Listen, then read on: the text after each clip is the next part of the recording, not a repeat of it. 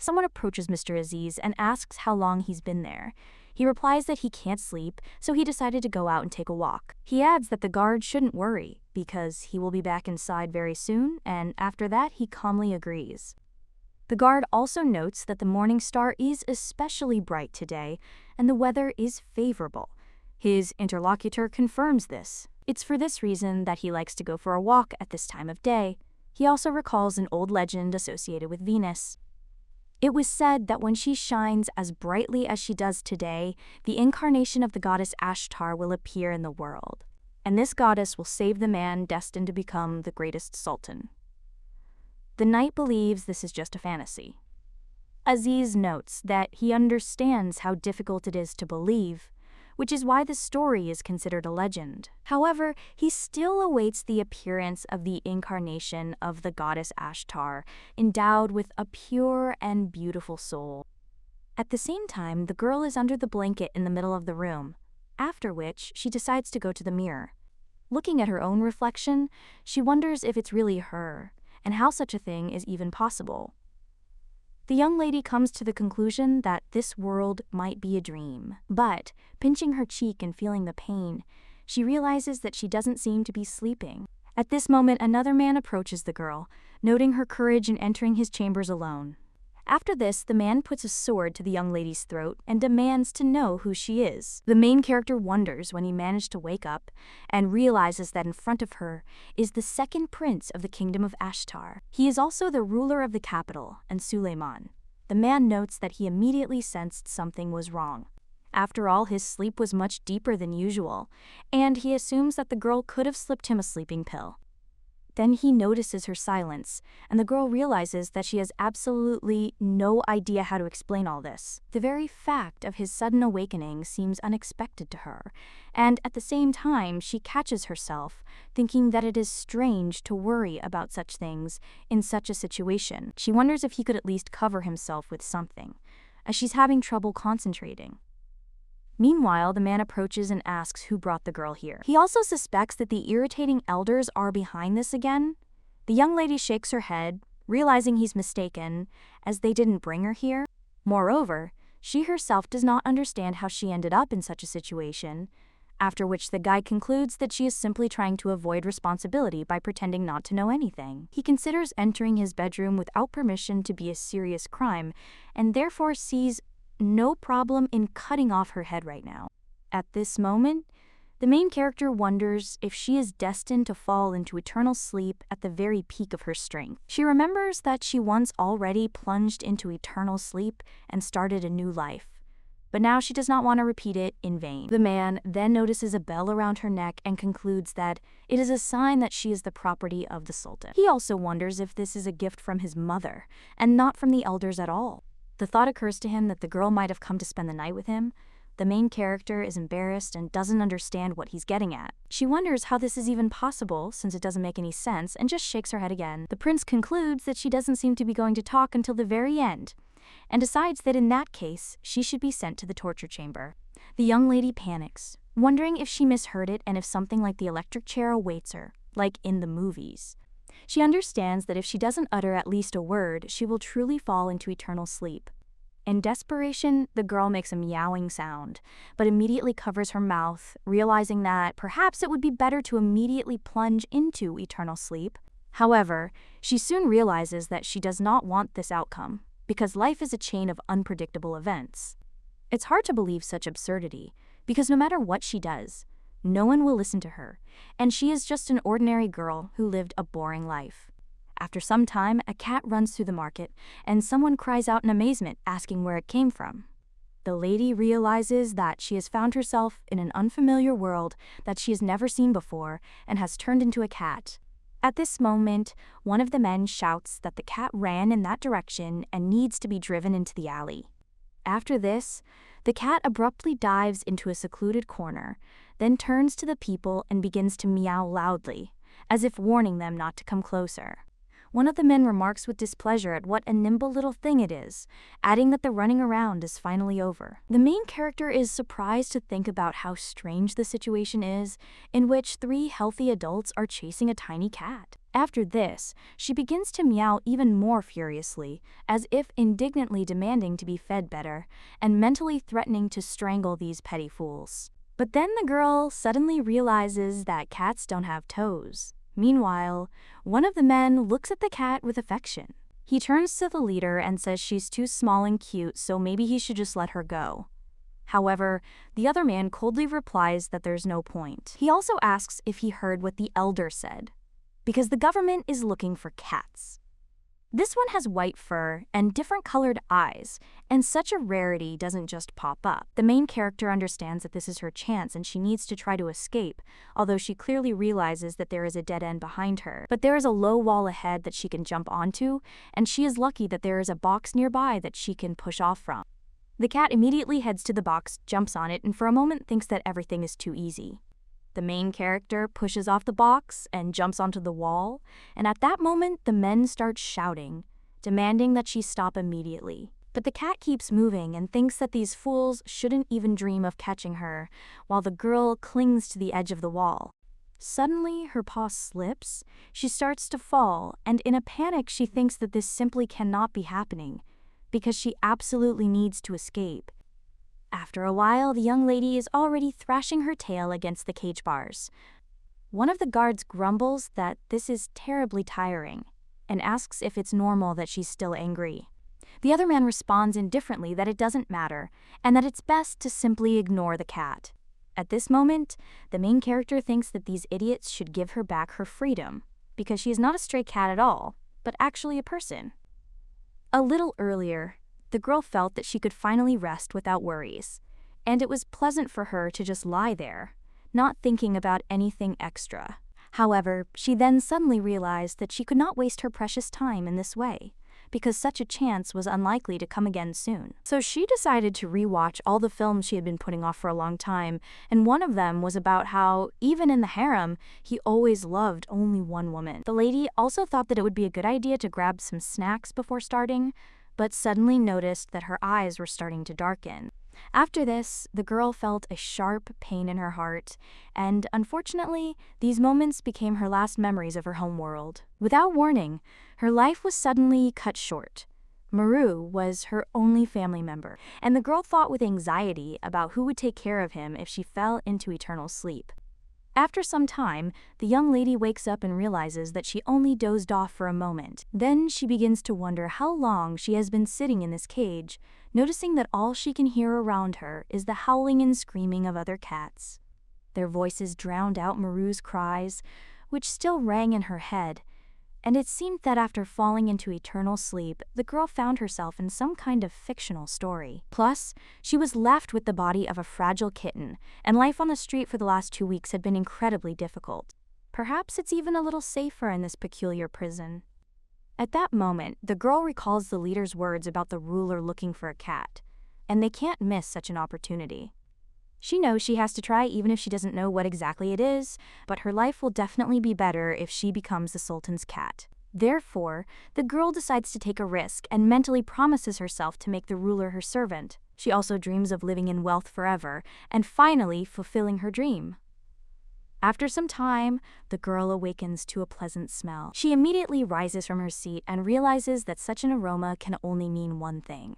There is meat being cooked nearby. At this time, one of the guards notices that the cat has become more animated and asks if she would like some meat. The girl immediately nods, as if begging him to give her the meat as soon as possible, but the man only laughs and tells the cat not to even hope. He declares that it's his food, and if she wants meat so much, she should get it herself. The main character is shocked, wondering if he's really mocking her just because she looks like a cat. At that moment, someone calls out to the guy and asks what he is doing there, saying that Evelyn has arrived. The guy immediately throws down the meat and replies that he was just playing with the cat, while the young lady does not take her eyes off the food. She thinks about how delicious it is and how much such a poor cat needs it, realizing that she only needs to reach a little. But the next moment, someone steps on the meat and says irritably that there is already too much trash around. The main character looks at this guy and thinks, what kind of trash is this? Because it's her food in front of her. The man at this time reaches out his hand to the cat and wonders if she is the one who best fits the description. The girl is confused about what he is doing, and the guy says that he cannot believe that this piece of garbage is the legendary cat. The young lady gets angry at such words and thinks how dare he say such a thing, while the guy assures that this is the only cat with different eyes. After that, he decides, okay, they'll take the thing, and orders them to leave. The main character doesn't understand his words at first, but then she's genuinely happy because she's been chosen. After some time, the cat is already riding in a carriage and thinking about how good it is that she was freed so quickly. She was still clearly aware that she had not been told why exactly she was here, and an uneasy thought involuntarily arose within her that her presence might be connected with sacrifices. A little time passes, someone announces that they have arrived and that they can move on, after which the fabric in front of the cat smoothly opens.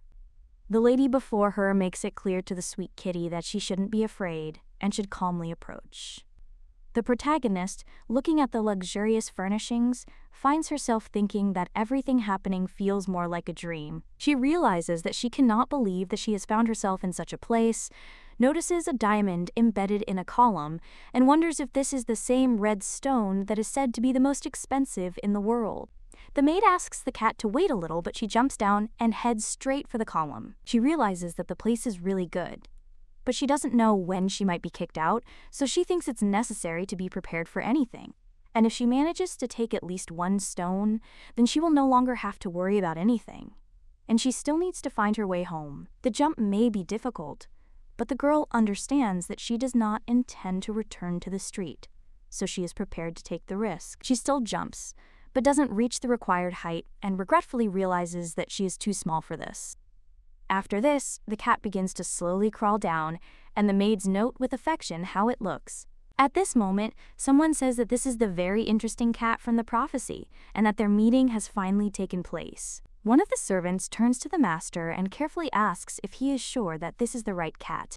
In his eyes, it is just a dirty and unpleasant animal, but the man replies that he has no doubts. He claims that this is the incarnation of Ashtar, whom he has been waiting for so long, and the guardian of the goddess, destined to protect the new sultan. The guy apologizes for the late introduction and says that his name is Aziz, and he is the priest of this palace. He says he was expecting the cat from the prophecy to appear, or more accurately, the foreigner. He also notes that such things are not discussed on the street, so he suggests going inside.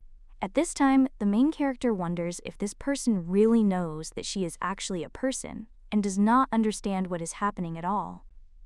After some time, the man sits the cat on a soft pillow and begins to tell her about a legend that exists in their kingdom. He mentions that once upon a time the country was struck by a long drought and all sources of water dried up. The streets were filled with sadness due to the endless epidemics, and life almost completely came to a standstill. Then the goddess of water took pity on the inhabitants she protected, used her power, and saved the country. People wanted her to stay with them, but this wish was not destined to come true. Before leaving, she made a promise that at the moment when Venus shines brightest, the incarnation of the goddess with a pure soul would come to them. It is this that will save the greatest sultan, and this incarnation will appear in the form of a cat, which is why they were looking for it. However, the cat itself does not really believe what it heard, and the main character wonders whether he himself would believe something like that. It even sounds strange that the goddess's messenger is a cat, and shouldn't a person with a beautiful soul look different, more like a young and bright lady, similar to a saint? The girl understands that this definition hardly applies to her, either in her past life or now. She believes that a beautiful soul is the destiny of the main characters in fairy tales. But she can't even dream about such a thing, because she's just a person who constantly thinks about survival. So she comes to the conclusion that her life cannot turn into a fairy tale. While the guy touches the cat's forehead, he notes that he seems to have touched on too heavy a subject, and although he has divine eyes for finding a suitable soul, he can't read minds, so he asks the cat not to be upset. The main character wonders if the stranger is really trying to comfort her. It feels almost like her first meeting with Maru, when he immediately surrounded her with warmth. She understands that she enjoys it, and Aziz notices how touching it is. He says that it seems that she has trusted him a little, and the young lady is embarrassed and thinks that she does not know the answer and it is better to stop. Moreover, the conversation was not about this at all, but at that very moment, her stomach began to rumble. She feels ashamed, wondering why this happened now, since she often had to go hungry, but such sounds seem excessive. Aziz admits his mistake, believing that he should have taken care of her stomach first, and asks her to wait a little. Soon, a variety of dishes are brought to the table, and the man expresses the hope that the dear cat will like everything. Everything is prepared especially for her, so she can eat as much as she wants, and if he had known about her hunger earlier, he would have fed her right away. The young lady understands that she does not believe in the nonsense about prophecies, but it is precisely because of them that she is being treated this way. She also thinks that it has been a long time since she has eaten anything tasty in such a calm and safe environment. Eventually, she changes her mind, and instead of going back to the streets and eating scraps, she decides to stay here in comfort. She is about to live up to the image of the cat from the prophecy, while the man mentions that there is a secret in the legend known to few. He talks about a way for a cat to become human again and asks her only to listen. The main character is shocked and thinks that if such a possibility exists, then it should have been mentioned earlier. The man explains that returning to the old world may not be possible, but becoming human is possible, after which the young lady angrily hits him with her paw, and he asks her to calm down and promises to tell her everything after eating. He notes that this method is still at an experimental level, but it is still worth trying. Then he asks her opinion, and the young lady almost screams in her mind, realizing that this is not a choice between hot and cold water, because for the opportunity to become human again, she would be ready to do anything, even kiss his ugly face. The guy, with a confident smile on his face, makes it clear that he accepts what's happening, and, without further explanation, suggests they move on. The protagonist only has time to wonder where exactly they're taking her. A short time later, she is already being bathed, and one of the maids gently asks the cat to be patient a little longer, while the other one notices with surprise that she is really so upset by everything that is happening. The girl realizes that she herself would not have wanted to react so violently, and at that moment she understands that she had trusted Aziz in vain, not fully understanding his intentions. A little more time passes, they begin to dry the cat, and the girl suddenly realizes that even an ordinary bath can be tiring and difficult. Again, without any explanation, she is lowered into the water, and the lady suddenly wonders if the guy was lying when he promised that she could become human. After some time, Aziz announces that the right moment has almost arrived, after which he takes out of his pocket a certain object that had been hidden until then. He asks the cat to be patient for one more second, and explains that this collar is a special thing, created by him with his own hands. So he insists that she not even try to take it off until he gives her permission. The protagonist wonders if they've hung a bell around her neck, and notes to herself that this decision is in rather questionable taste. The guy assures her that he understands her thoughts and admits that he may seem annoying. However, he thinks it's best to keep this item to himself, as it truly is special. At that moment, one of the servants approaches Mr. Aziz. The guy asks if everything is ready, and in response hears that the preparations are completely finished and there is no need to wait any longer. Aziz takes the cat in his arms, notes with satisfaction that it is wonderful, and declares that now it is time for them to go, because the time has come to become a person.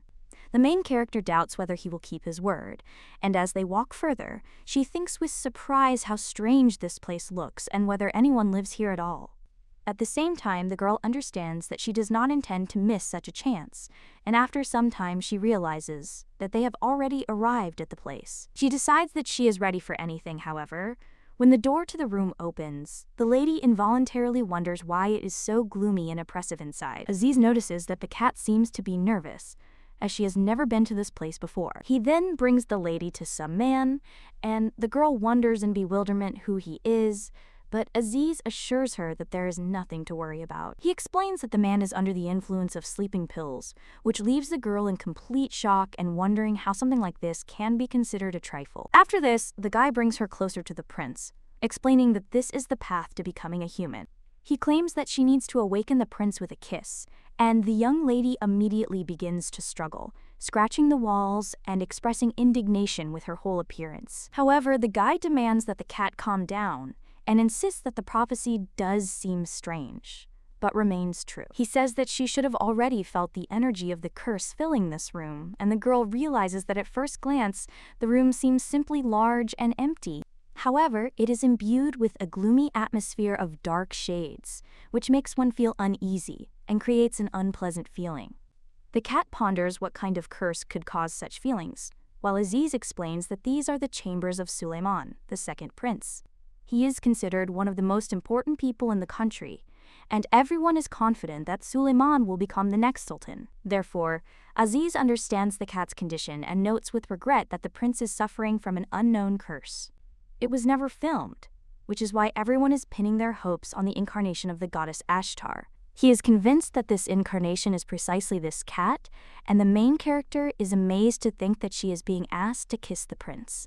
The man claims that the choice is hers, whether to believe it or not, because if the incarnation comes into contact with someone worthy of becoming a sultan, it will be able to take on human form. After this, he offers to try, reminding that all that is needed is a kiss from the incarnation and the prince, and the lady doubts whether it is worth relying on some fairy tale. The guy then decides that it's better for them to get to know each other without strangers, and says that he will leave them alone.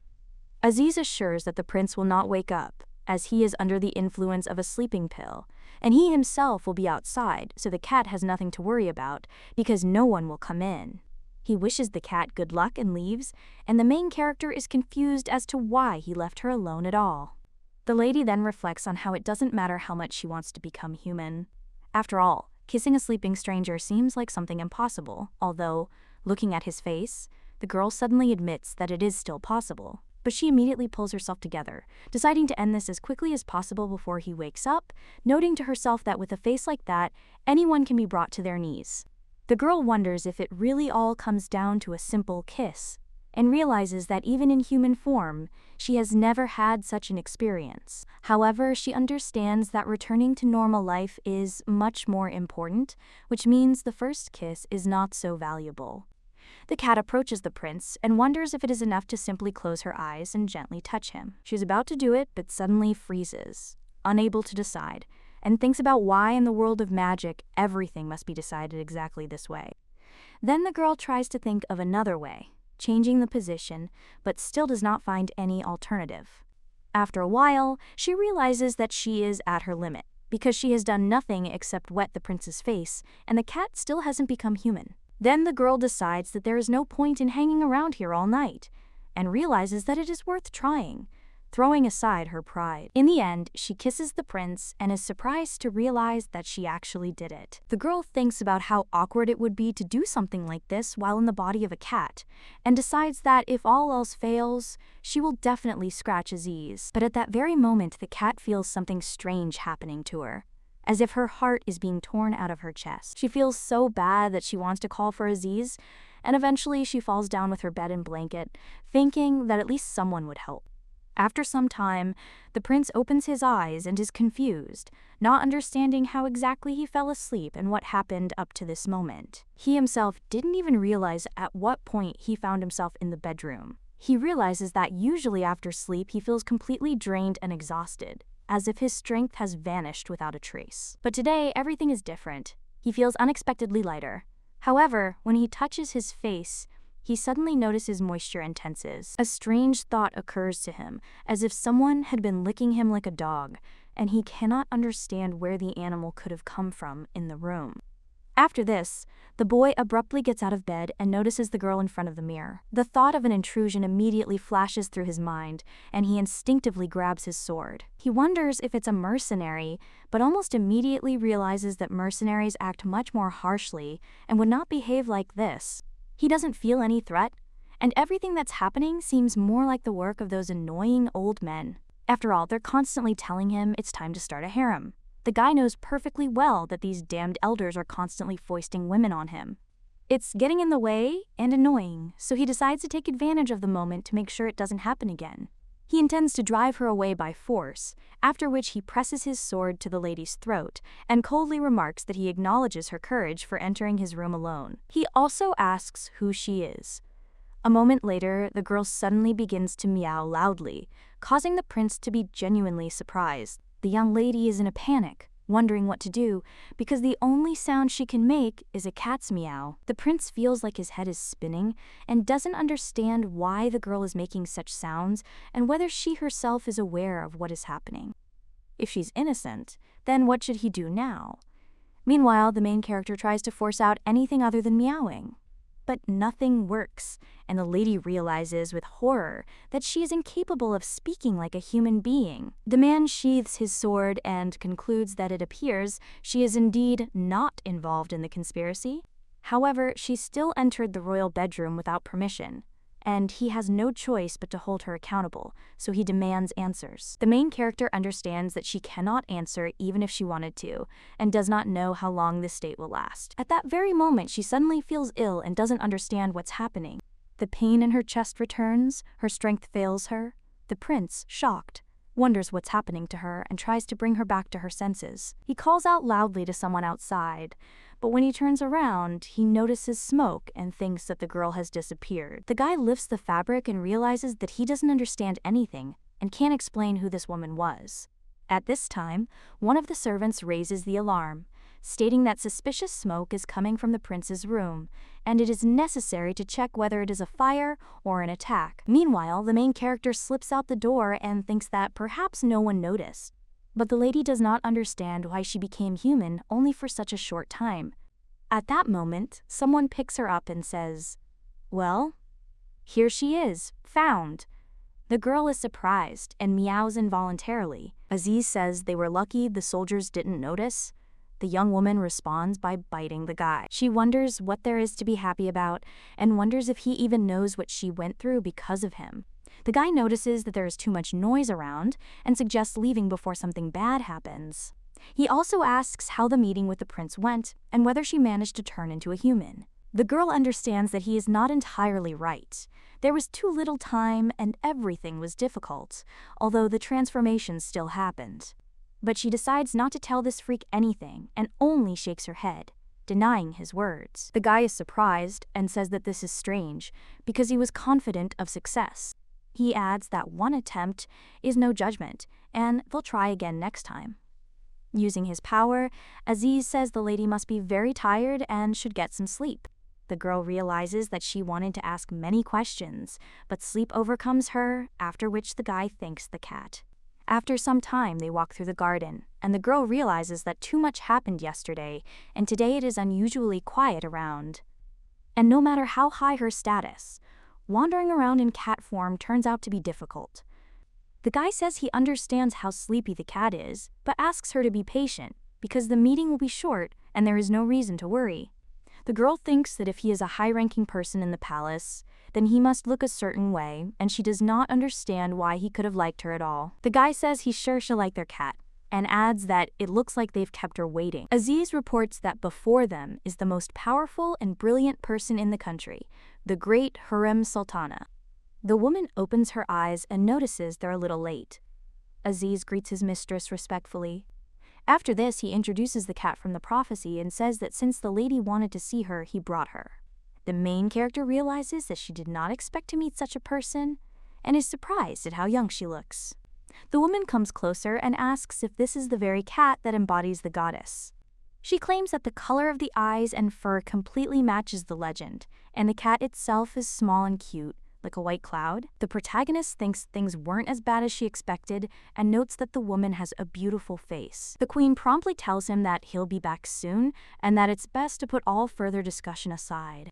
After all, this guy might get angry because a woman was brought into his room, be it a cat or even a rattlesnake.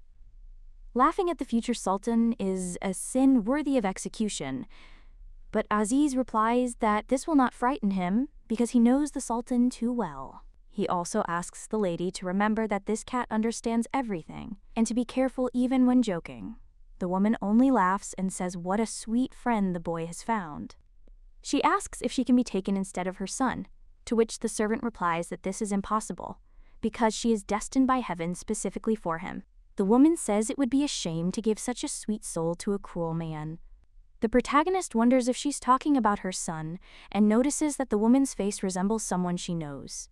At this time, someone else approaches them, and the woman notices that he knows how to scare, because he appeared right after they started talking about him. The guy asks what they were talking about behind his back, and the main character wonders if they were talking about the son they were talking about. It's that same young man. The red-haired lady greets her only son, so difficult to meet, and invites him to tea. But the young man simply asks if she still doesn't understand that he's been given a very difficult task by the Sultan. The woman replies that she can't help with that. The guy claims that he doesn't expect anything, because he's always busy with things. He also turns his attention to the cat and asks what that ball of fur is. The young lady thinks that he should pretend not to notice, since she does not want to meet him, and considers it extremely ignorant to call such a cute creature a fur ball. The girl understands that he saw her in human form, so there is no need to worry. The cat looks at the prince, and he realizes that she is now watching him closely, smiling suspiciously. He says he has a question to ask before tea, and mentions that there was a commotion in the palace last night. The woman replies that she knows about it, and the chamberlain came to her with a thoughtful face. The prince adds that a woman came into his bedroom, and the main character is surprised, wondering who it could be. The guy suggests that the mother must be aware, and the woman smiles, asking if he is talking about the woman. He also wonders if Sultan really brought her to the bedroom, which angers him. The lady with red hair apologizes and claims that she had nothing to do with it. The prince says it's clear, and she won't say anything more. He notes that the priest rarely appears at tea parties. He asks if there is anything important, and the woman confirms that he has interesting news for the prince. The creature he called a furball would be officially received at court, so it should be treated with respect. Every heir must have a cat, and this one was hard to find because it was prophetic. They explain to the boy that she will be very useful to him.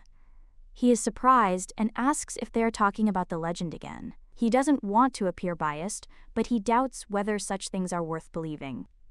The priest reminds the prince that it is not just a matter of prophecy. Cats have always been important under the sultans. If the prince keeps the cat with him, this will further strengthen his power. The boy claims that he can defend the throne himself, but the priest asks if that makes him feel any better. The prince confirms and asks how the priest knows about the events, and he replies that the cat came to him last night.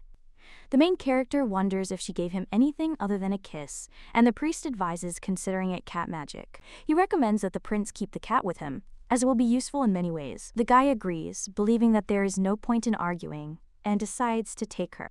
The main character is surprised and wonders if he really said he would take the cat. But a little later, she goes to bed and feels that she has been neglected. She thought everything was going well, but instead of becoming his servant, Sultan left her for several days and did not show up. The girl wonders how she can become human again if her body changed that night. She is ready to repeat the actions, but then discards these thoughts, realizing that this did not happen. The main character decides to get closer to him to try again, hoping to become human again. But at this moment, she doesn't notice that someone is watching her. Suddenly, the girl screams in fright, and the lady just smiles and says that she was watching the cat playing and couldn't help herself. She's surprised that the cat is kept in such a depressing place, and even though she sees her every day, it seems like a dream. The young lady realizes that this girl's name is Arin. She recently heard that Aaron's older brother was too busy and it was impossible to meet him. There were no other people her age there, so the cat became a friend for Arin, one she wanted to look after. The girl recalls that the maid told her this when they first met. The cat is younger, so she considers the main character her sister. Erin cares for the cat and beams with happiness when she sees it. The main character notices that they have similar personalities. She's a little worried about the cat. Erin says she brought toys because the cat has nothing to do. The main character understands that inside the cat she is an adult, and bringing toys is fun. Over time, the girl falls asleep. But the prince enters the room, feeling ill, and lies down next to her. After some time, she wakes up and realizes that she fell asleep, and Suleiman seems to have arrived. At the same time, the main character feels an unpleasant energy that had not manifested itself earlier in the day. It's even worse than last time. Her body is tingling, and she wonders if he's really that bad. After which, she climbs onto the bed and wonders if the prince has lost consciousness. But his skin color is so bad.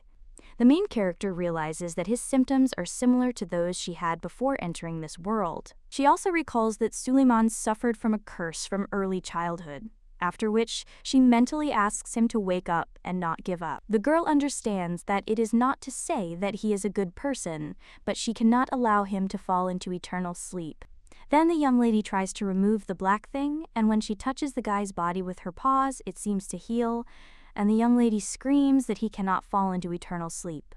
When she finishes doing this, the guy still doesn't wake up, and the girl understands that she can try again. After which she again hits him on the chest with her paws, and when she looks at his face, she wonders if she really managed to suppress the curse.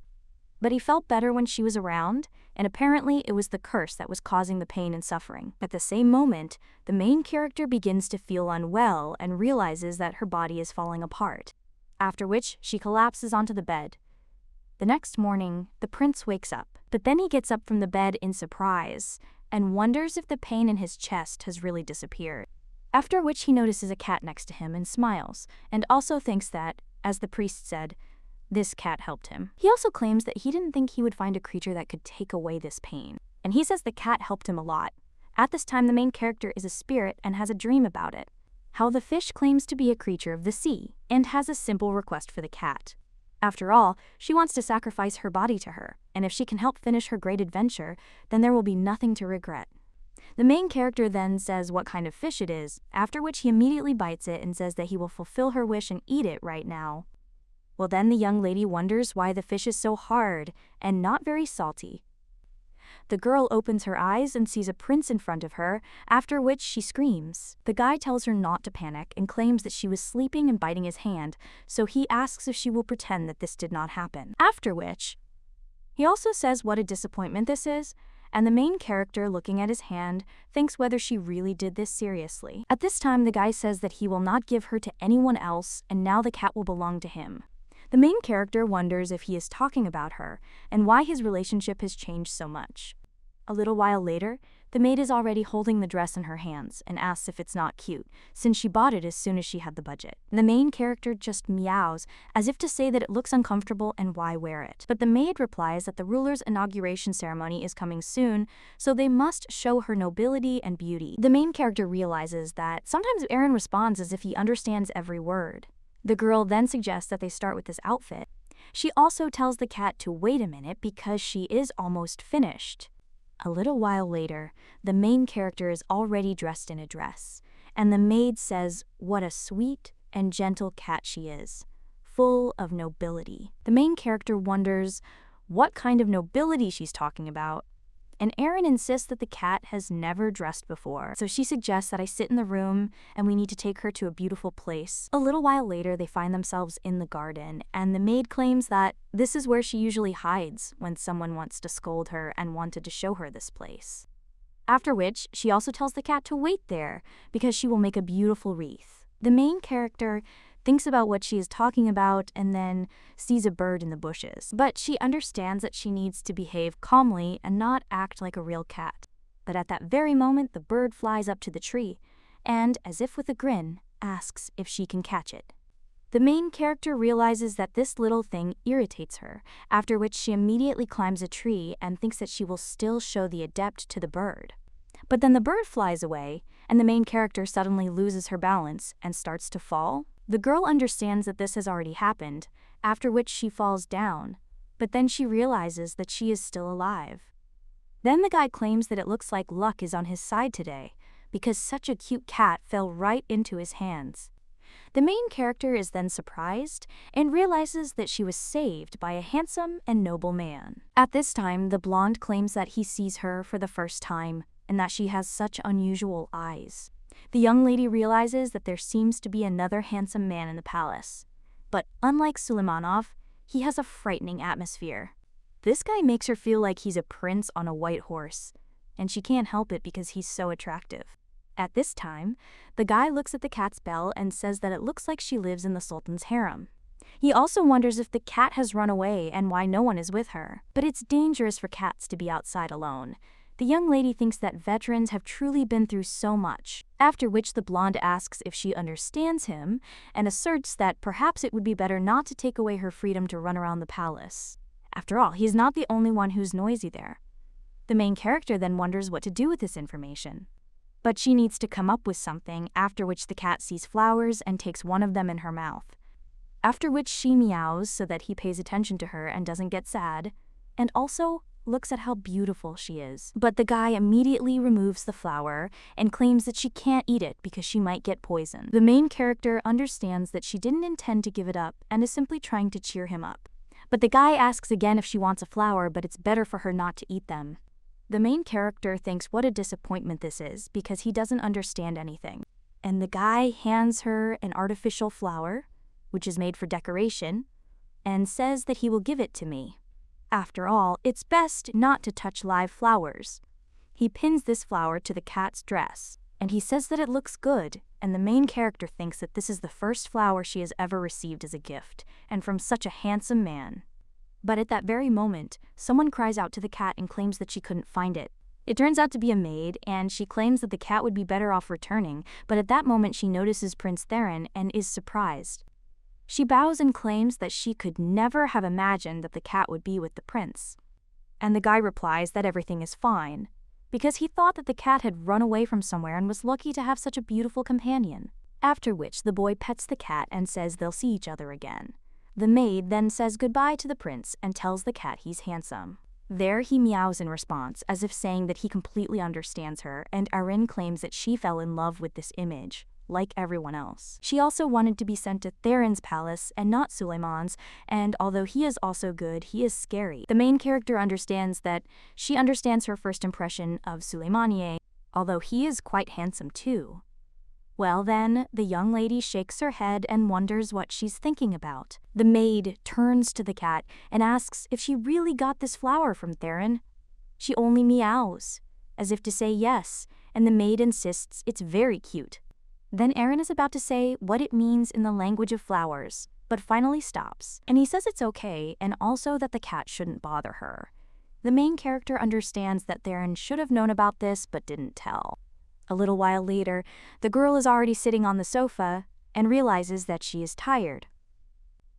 But suddenly, she feels someone's gaze on her and wonders what happened. After which she turns around and sees Suleiman. She also thinks why he is looking at her like that. But the girl thinks that it's okay and she'll just ignore him, but then the guy comes closer to her and he puts his hand on it, which frightens the girl and seems to ask what he wants from her. The guy insists that they seem to be feeding her well, since the cat used to be so skinny. The main character wonders what these words mean and whether she's really eating too much. After which the brown-haired man picks up the cat in his arms and claims that the priest told him to stay as close to her as possible, and then the curse will become weaker. The young lady wonders if this is really what he's talking about. After which Suleiman claims that he is not finished with work, so let the cat sit there for a while, and the girl understands that this guy is irritating her. After which the prince also approaches her and plucks the flower from the swindler. He says that this flower is for decoration, and asks if it bothers the cat. The girl is only angry after this and wants this fool to return the flower to him, since it's a gift from a handsome man. But Suleiman insists that even though the flower looks ordinary, it's not. But he doesn't have the best meaning, and he also doesn't know who was expecting his cat. But it's unlikely this man did this with good intentions. The main character wonders why he's acting so strangely, and it's just a simple flower. The girl realizes they're only helping her because of a legend, and they treat her well only because she is the embodiment of the goddess, including Suleiman. The girl wonders if his behavior changed when she weakened the curse, or because she became useful. But she also thinks about how long this will last, and that the prophecy, that the story with the flower, makes the girl feel like she is playing according to a scenario that others have come up with. A little while later, the girl dreams that Suleiman asks her if she is overeating because she has become plump. After this, the cat screams as if she is not fat in this fur, and doesn't he see these muscles that are covered with thick fur? And yet he's so soft and silky. But then the girl feels something so soft and hard at the same time. After which he wakes up on Suleiman's chest and screams in bewilderment. The guy asks if she really chose breasts this time, and she's such a pervert. The main character is shocked by this. A little while later, the maid turns to the cat and shows her a chest of jewelry. She asks if she likes it, or if the cat wants to look at something else. The main character realizes that Erin has been talking all morning and her eyes are shining. A little while ago, the girl claimed that the inauguration was coming soon and they had received gifts, so they could take a look. The main character thinks that it's good, that at least she's happy, after which the maid says that it's better to take away what they won't need, and he asks if the cat will wait there. The main character then meows as if saying she wants to help. She also realizes she thinks she can at least move the jewelry, well, when she gets around to getting one out. Then the blonde man comes up to her again and says that they have met again, and also says that the Sultan's cat should never be left alone. And she was dumped again because it seems no one has yet understood her charm. The guy also claims he was so worried she would cry when he wasn't around. Well, then someone asks if the guy can put her in her place, after which he realizes that it is his brother Sultan. The blonde guy says that they haven't seen each other for a long time, and the main character wonders why he's angry again. At this time, the brown-haired man claims that he did say to put the cat in its place, and the main character realizes that they are both princes and brothers. After which Theron says that her brother can see that he's just playing with her. But Sultan tells the guy to take his hands off her, after which the blonde asks if he is obliged to follow his orders. Sultan then claims that it is his cat, and the other prince asks if this is true. After all, he didn't know this, and he and the cat had already met and become friends, so he was so glad to see her. Well, it seems she wanted to run away because she didn't like the owner. Meanwhile, the main character is in shock, wondering what's wrong with them. And Sultan claims that she is the cat from the prophecy, and the guy understands what this means. After all, everyone lusts after her, but then the brown-haired man leaves with the cat and says, "Oh well, it doesn't matter." After all, they won't see each other again after the inauguration, so the guy shouldn't cause any trouble. The blonde claims that he would like to stay in the capital for some time, and his mother is worried about his illness, so she asked him to understand her. After which the Sultan tells him to allow him to ask a question, but slightly squeezes the hand that is stroking the cat. He also says that the cat recently got a purple flower and wonders if it was his doing. To which the blonde replies yes, and it's just a small gift. After which Sultan gets angry, and she wonders if the guy thinks he doesn't know its meaning. Theron claims that speaking the language of flowers is pathetic love, but this is just a small embellishment. However, Sultan claims that the boy himself told him this story when they were younger. There is a legend about this flower, that the couple was blessed by the goddess, but their love ended in misunderstanding, because the woman was loved by another man, and this story is about a man who falls into eternal sleep at the end. His interlocutor then claims that he didn't think his brother would worry about something like this, and asks how long he has been interested in such stories. But Sultan claims that he does not understand why it was necessary to give jewelry that brings bad luck. He also says that he will monitor their activities as long as the two remain in the capital, and also let him finish the treatment and return to his territories. After which the guy agrees. After they leave, the cat looks at the blonde, and he waves back at her. But she thinks he'll take everything that belongs to her brother, even the cat. A little while later, the young lady continues on with Sultan. She realizes she's so afraid she can't say anything. At that moment, the maid runs up to Prince Sultan, and he asks where she went, to which the girl replies that she needed to take things to the warehouse. The prince then says that this is his cat, so let the maid take care of her, because he no longer wants to see her being hugged by someone else. Arryn then apologizes and claims that this will not happen again, and when the gentleman leaves, she asks who he was talking about. That same night, the main character sits on Sulaiman's bed and wonders if he is really that upset that he is late today. Well, she also wonders what if the curse is hurting him again. But then the girl shakes her head and wonders why she's even worried about him. After all, Sultan suddenly came and started acting like a child whose toy was taken away, and she doesn't worry about it. She's just waiting for his apology. The girl also wonders if they will really quarrel over such trifles. Well, then she thinks that it is unlikely that this is a prince, and he will not be jealous of something like this. Sultan returns to his room when the girl is already asleep, after which he strokes her head. And he says that the cat sleeps peacefully and doesn't even suspect how those around her feel. But he felt so bad when he saw her with that guy, but she doesn't understand it. The next day, the main character is already wearing jewelry, and the maid is clutching her head. And she screams that the inauguration ceremony is tomorrow, and she still hasn't chosen a cat outfit. Another guy claims he thinks they all look the same, but Arryn snatches the outfit from his hands. and she asks what her brother understands and let him help silently. The boy then approaches the cat, and he asks if this is really the filthy creature he brought. Well, his sister immediately hits him on the head, and he asks what kind of dirty one, and also that he shouldn't say bad things about this beauty. The main character realizes she can't believe they are brother and sister. At this time, the girl tells her brother to keep his mouth shut in front of her, because this is the prince's precious cat. The main character suddenly remembers Suleiman telling the maid to take care of her. But then she wonders why she remembered that.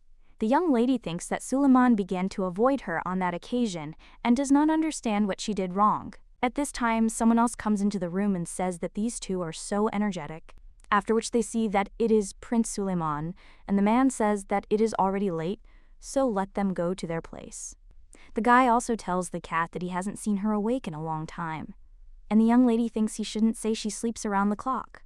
And of course, she sleeps more than usual, but she's a cat after all. The guy says she's wagging her tail, and he wonders if it's because she's in a bad mood. The main character thinks it seems he's learned to read her signs a little. After which Suleiman sits down next to her and claims that he too has had a lot of problems in recent days. Someone doesn't leave his head even while he's working, and the main character wonders if he's talking about love affairs. After which, the guy claims that another man hugged her and he can't bear the thought of it. The main character wonders if he's seriously talking about which floor to the woman, and Suleiman claims that he is surprised because he has never felt this way before.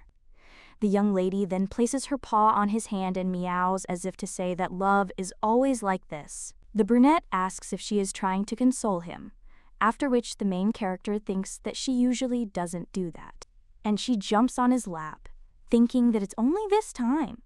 The guy is thinking that this could drive him crazy. After all, his little cat is so sweet. He treated her so badly, but she still helps and comforts him. But he wouldn't do that in her place. Afterwards, the girl strokes his hand, but wonders why he stopped, since she enjoys being stroked so much. Well, then the girl notices Suleiman's cold gaze on her, and he claims that it is pleasant, after which he asks if she did the same with him. The young lady then thinks what is wrong with him, and she doesn't even know what to do. A little while later, someone tells the girl to wake up, and when the lady opens her eyes, then she gets up and asks what time it is, but looking at her hands, she realizes that she is in a human body. At this time, someone else turns to the young lady and says that they have finally met, and yet she waited so long for her child. The woman claims that she is the goddess who brought her into this world and waited so long to meet her. The main character asks if this is really Ashtar, to which she replies that, yes, the girl has probably heard of her. The young lady then claims that she never thought that the goddess actually existed, and she has so many questions, but the girl asks to be allowed to ask why she called her into this world. The woman claims that she needed a person who would convey her will, and they are perfect beings, that they cannot simply appear before people, so they have to look for someone who will be their representative. The young lady, under 1-year-old, says that it is clear and she needed her help, but the girl also wonders why she is a cat. The goddess then apologizes and claims that she had to do this because the girl's power is unstable and the blame is entirely hers. The young lady then wonders why she's now in human form. But the goddess replies that this is a world created by her power and it's possible to exist there in her original form. The girl will also be able to adopt and use her power, after which the main character thinks about what she is talking about. And the woman asks if she sees the fountain, because if so, then let her try to get water out of it. The young lady asks what this means, after which the woman replies that she is the goddess of water and of the stars. Naturally, her incarnation can harness this power. Then the lady will sense the energy of the water and become one with it. That will unlock her full potential. The protagonist thinks it's easy to talk about, but she still doesn't understand. What should she do anyway? Ashtar tells the girl to close her eyes and stretch out her arms, after which she realizes she has nothing to lose anyway, and does so. The woman tells the girl to feel the energy flowing through her body and also ask the water to respond to her call, and let him not doubt for anything but believe in this power, after which the main character does it. The young lady notices that her hands begin to glow, after which she looks at the water, which is now moving. The young lady is surprised and wonders if this is the power of the goddess Ashtar. and the woman claims that if a girl learns to fully control it, she will be able to do amazing things more drastically. These skills will definitely come in handy, and the main character understands that if she possesses these abilities, she will be able to protect herself, and also to escape from any danger. The goddess claims that at first glance, water seems weaker than fire, but her power is great because people around her will not feel pain and will never get sick. The girl then looks at the tree that the goddess touched and realizes that it has come to life. The woman claims that her power is healing and restoration, after which the main character wonders if it is possible to influence the curse. But the goddess claims that if another god intervenes, it could lead to undesirable consequences. The girl claims that then perhaps the world will be better off without her, but the goddess suggests that she not despair, because this is not true. The woman also understands that time is running out and claims that she was glad to meet the lady, but she will have to let her go. The main character is surprised by this, and the woman claims that soon the person next to her will be in danger. The one who shares her destiny, and they need each other. The young lady remembers the Sultan, and in shock she wonders if he really is her destiny. But the goddess places her hand on the girl's head, and she claims that not the most pleasant things will await her in the future, but if she can overcome everything, she will get the life she so wanted. Therefore, let her not give up under any circumstances, and the main character is wondering if this is a prophecy. The woman replies that, yes, we are talking about a promise that she made even before becoming a goddess, because the flow of fate cannot be changed so easily. The main character then says that she doesn't believe in prophecy or fate, after which the woman says that this will do. He also wishes her luck and states that he cannot fully reveal his power to the world, but will give her a small gift. After which the young lady is surprised and cries out that she still has a lot of questions. But the main character only says that they will see the child again with a pure soul, after which the girl wakes up.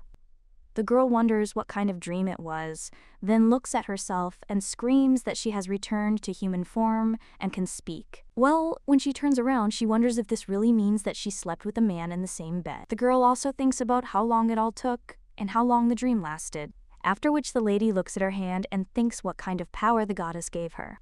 The main character remembers how she did it, and then tries to do the same in the real world, but she doesn't succeed.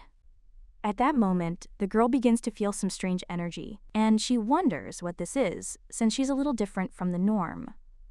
The young lady also recalls how the goddess claimed that the person next to her would soon be in danger. The lady with blonde hair wonders if the goddess really spoke about this, and what she should do now.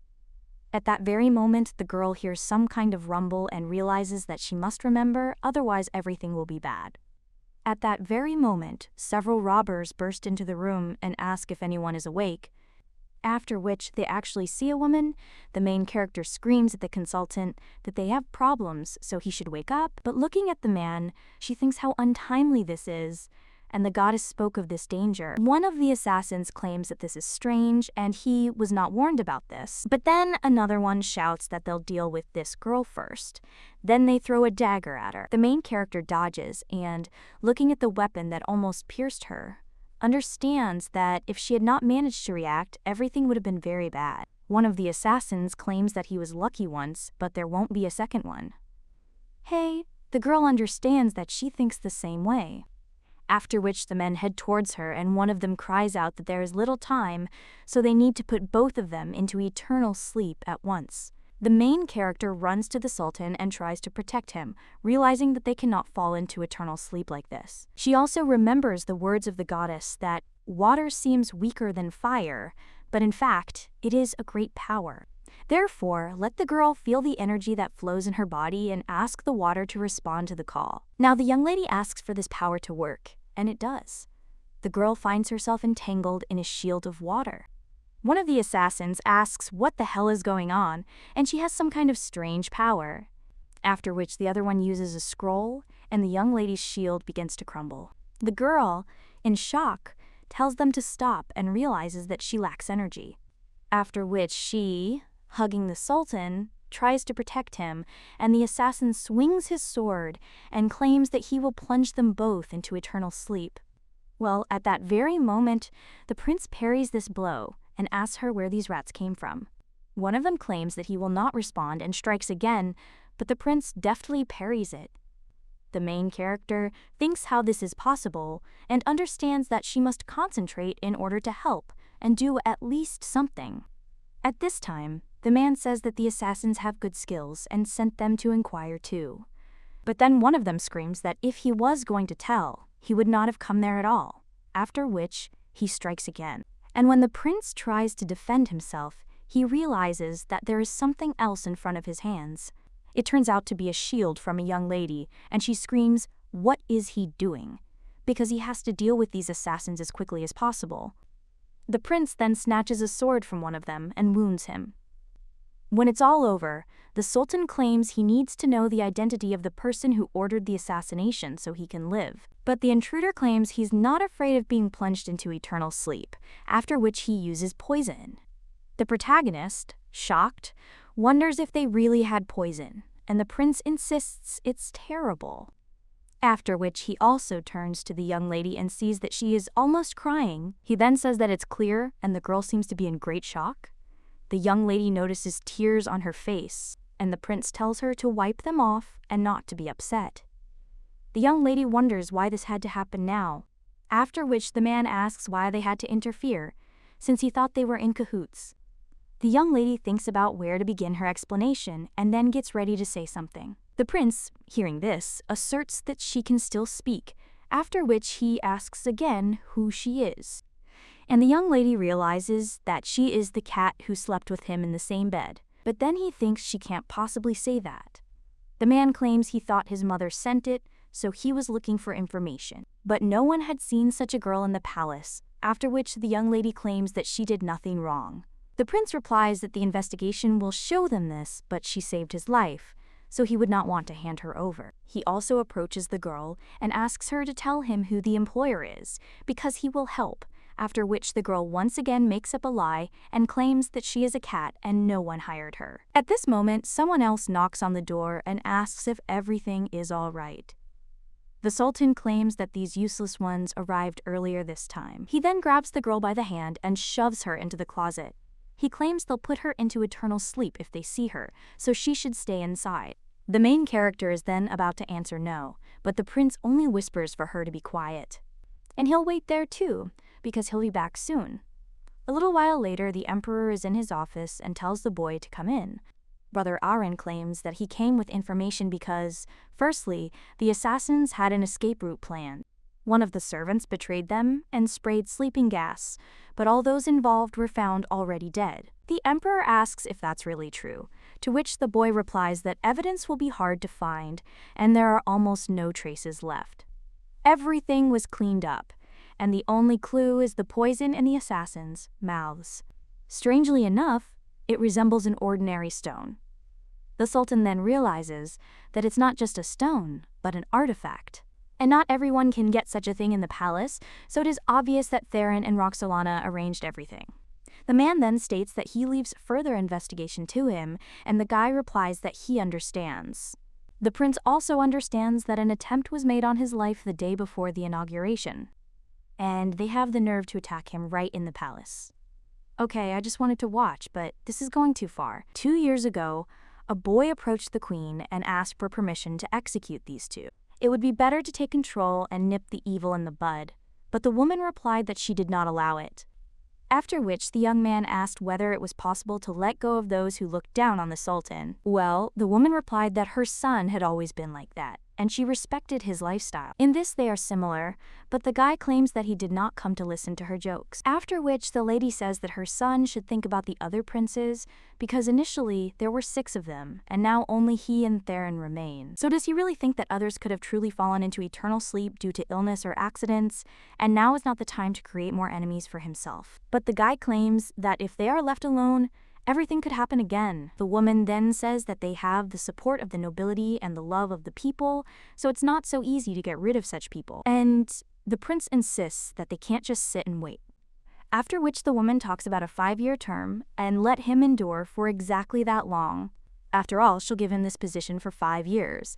Now the man realizes that 2 years have already passed, and all this time he's been like a dog on a leash, so he thinks it's best to wait for the right moment. The boy also rises from his seat and realizes that his brother probably has connections within the palace. after which he tells the guy to continue observation and report everything. The prince realizes that he cannot believe that the training he has undergone since childhood has been useless, but thanks to it he has remained conscious. It was a dangerous situation and he couldn't move, and he only saved you because someone kept calling him. The main character asked Suleiman to wake up, and then one of the assassins claimed that there was little time, so they both needed to be put into eternal sleep. But the young lady cried out that she didn't, and then used her power. One of them asked what it was, and Suleiman, opening his eyes, realized that it was this girl again, and also wondered why she was trying to protect him when she herself was in danger. And how could such a phylum end up in her weak body? So he couldn't believe it. He instinctively hid it when the guards came, or even last time his action was not normal behavior, but he doesn't know why he did it. The guy understands that he wanted to see her again when she disappeared and wanted to know why she did it. When the guy enters the room, he realizes that he forgot to order it to be cleaned. He also realizes there are clothes in the closet, but the nights are cold now. He then approaches the closet and wonders if the girl has figured it out or if she's shivering from the cold. After which he reaches out to the closet, but thinks about what he is afraid of and why he cannot find the words. The guy also thinks his friend, the young lady, ran away, after which he opens the closet. However, he sees only a cat there and wonders if this girl has disappeared again. After which the guy thinks what he expected and where did she go? Only the cat remains. But she's so nasty she's just sleeping while so much is happening around her. The next morning, the young lady wakes up and wonders if she is in the closet. But she was definitely there before she fell asleep. The girl understands that there was a mess in the room, of which there is now no trace left, so she wonders if she dreamed it all. Well, it felt too real to be a dream, after which the young lady looks at the clothes lying nearby and thinks if this is really true. At this time, the Sultan turns to her and claims that it looks like the cat had a good night's sleep. The main character realizes that it is Suleiman's voice, after which she turns to him and wonders how long he has been there. At this time, the guy grabs the cat by the skin and asks where she is going. He also tells the cat to look him in the eyes, and she is very much at fault no matter how you look at it. The main character thinks it's dangerous and wonders if he's figured something out. Well, she claims to the men that such eyes are one of a kind and that she always appears where this girl disappears. The main character thinks that Suleiman should not bring her so close because she could touch his lip. Meanwhile, the man says, "What does she mean?" The young lady thinks he should stop addressing the prince after that and insists it's time to get ready.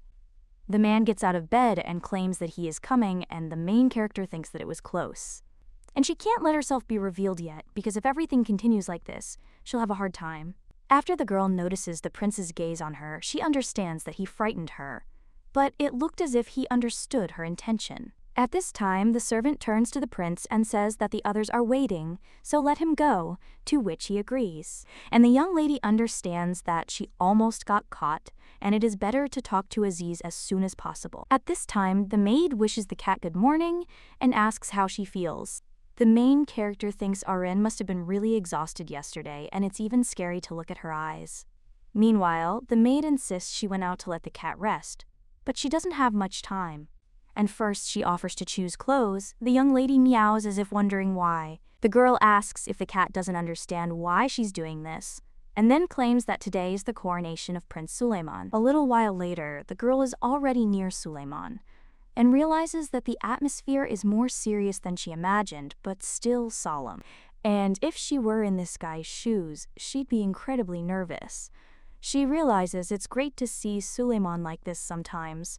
And the man who is conducting the ceremony asks at this time to allow himself to be congratulated on becoming the new sultan, and may the gods be with them and their lands. A short time later, the man sits on the throne. The guests say that today is such a good day that they wish that the goddess Ashtar would always be with the sultan. He thanks them and realizes that, naturally, the lady isn't there. He thinks about the girl who disappeared. After all, the prince looked for her everywhere, but failed, but at least one person in the palace had to see her. The only connection that exists is this cat, and at this time, people pay attention to it and also ask if this is the same cat that everyone was talking about. And she's so stunning. The man realizes he knows it sounds stupid, but how could they possibly be connected? The girl was wearing a similar choker. And overall, there are some common traits: a mystical atmosphere, and a frightened yet determined attitude. And the fact that she remains where that girl disappears. A little while later, the main character realizes that she is so tired, and it seems Suleiman has some bad thoughts about her. The maid asks if the cat is okay, and the girl wonders why he was so angry this morning and why he had been staring at her since last night. If it weren't for the maid, she definitely wouldn't have been able to cope with this, because the girl took the cat away and said that it didn't look very good.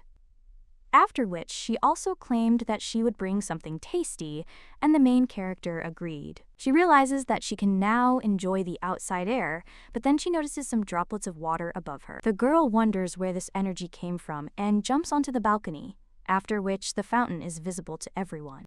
The main character realizes that she has a feeling as if someone is calling her and wonders if it is a goddess. Then the young lady approaches the fountain and realizes that the energy was coming from there. And yet she feels so good touching this water, as if all her worries are being washed away. The young lady also reaches out further, thinking that she will touch it a little more. But then her foot slips, and the cat falls into the fountain. She also realizes that she can't swim in this body and needs to get out. The cat also understands that she does not want to fall into eternal sleep and meows with all her might. Then someone pulls out the cat and says that great trouble would have happened to her if he had not made it in time. The man asks if the cat is okay, and the young lady realizes that she thought she would fall into eternal sleep. But she still wonders how that guy ended up there. Meanwhile, the blonde guy says it's dangerous to wander around alone in such a place at night. What if some psycho kidnaps her? The young lady realizes it's Theron, and the guy insists it's a good thing he ran away from the party, and he noticed her not too late. The young lady realizes that he looks overly cheerful for the person who ran away from the party. After which, she meows, as if asking if something bad happened. But the guy only asks if she likes this palace. After which the cat understands that there are good moments. For example, she met Aaron. After which the girl also thinks about Suleimania and understands that he often excites her heart. But she's not sure she likes it, after which she meows as if to say that she doesn't quite like it, and the prince claims that he understands her. After all, this is a cage in which freedom cannot be found. There is only struggle between the chosen and the unchosen. And this is hard to bear. The main character realizes he has that face again, and it seems he was talking to himself. At this point, someone else runs up to them and claims to have found it. It turns out to be Suleiman. The man claims that he looked everywhere, and the cat is in such a place. After which, he also turns to Theron and claims that they are meeting more and more often. The blonde then asks if the celebration wasn't held in his honor, and if the culprit can't leave it. So the man wonders if the guy really took the cat he was looking for. The young lady thinks that's not the case at all, and that he saved her. The blonde then claims that he found the cat when she was drowning in a fountain, and was lucky to save her in time. The main character, looking at the Sultan, is a little surprised and wonders if he was worried because she disappeared. At this time, the blonde says that his brother had better be careful, otherwise he will easily lose his precious cat. Suleiman then says that it is none of his business, but the blonde insists that the cat is so poor that she hasn't even received a name. However, his interlocutor tells the guy to stop talking nonsense, and the blonde claims that maybe she ran away precisely because of this attitude. After which, the Sultan takes the cat and tells Theron not to attract his attention with such things again. And he's smart, so he understands what he's talking about. The blonde then says he'll go since his brother is so uncomfortable. The main character wonders if they will return to the party, but realizes that the entrance is on the other side. After which the girl also wonders if he was really going to scold her for an attempt to escape. That did not happen. The man claims he's been thinking about it all day. He and that girl were never in the same place at the same time. They also have unique eye colors and the Sultan's mark on their necks, so he's trying to say that if his guess is correct, he'll be able to see this girl when he kisses the cat. And it'll only take a second, so she shouldn't run away. The main character is surprised by this, but the Sultan immediately brings her to his lips. The girl then thinks why she is shaking so much, and she is not even human now. After which she transforms into her human form. Sultan claims that, as he thought, it is she. The young lady then says yes, and the Sultan wants to address her, well, he doesn't know how, and is interested. How can he address her? The young lady realizes he seems offended by Theron's words. The girl claims she has no name that could be used there, and silently adds that she only has what the director of the orphanage gave her in her past life. And then the Sultan asks, what about Ishtar? Would this name suit her? It means child of the goddess Ashtar.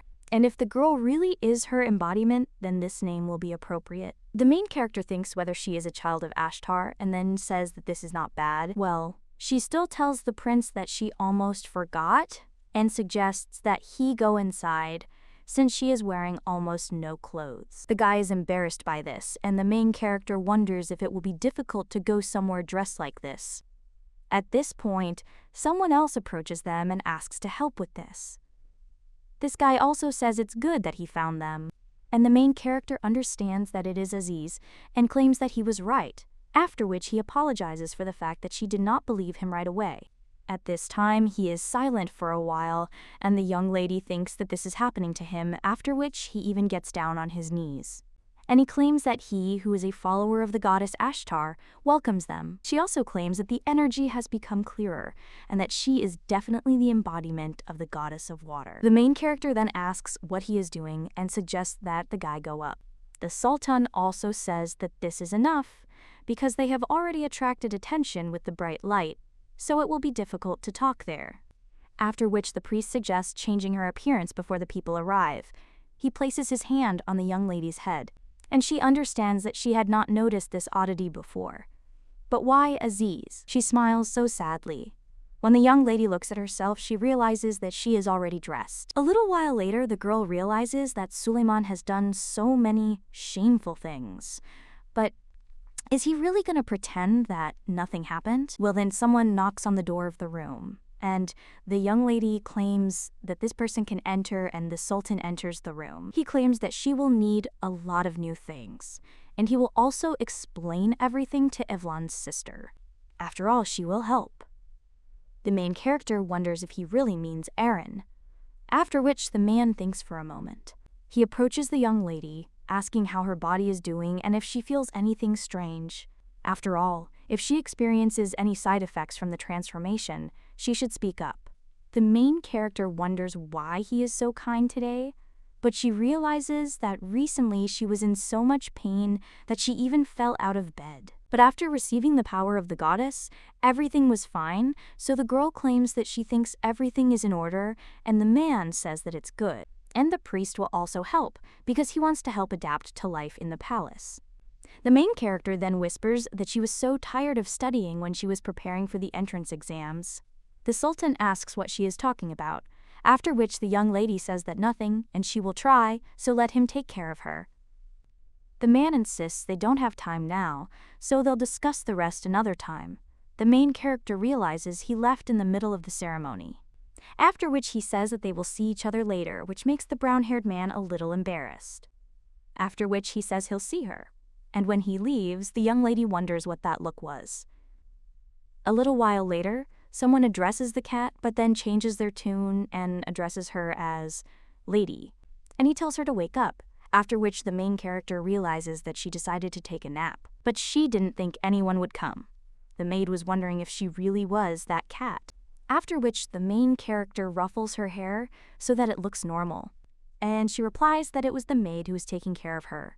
The young lady also turns to the errands. He asks if she'll help her like she did before.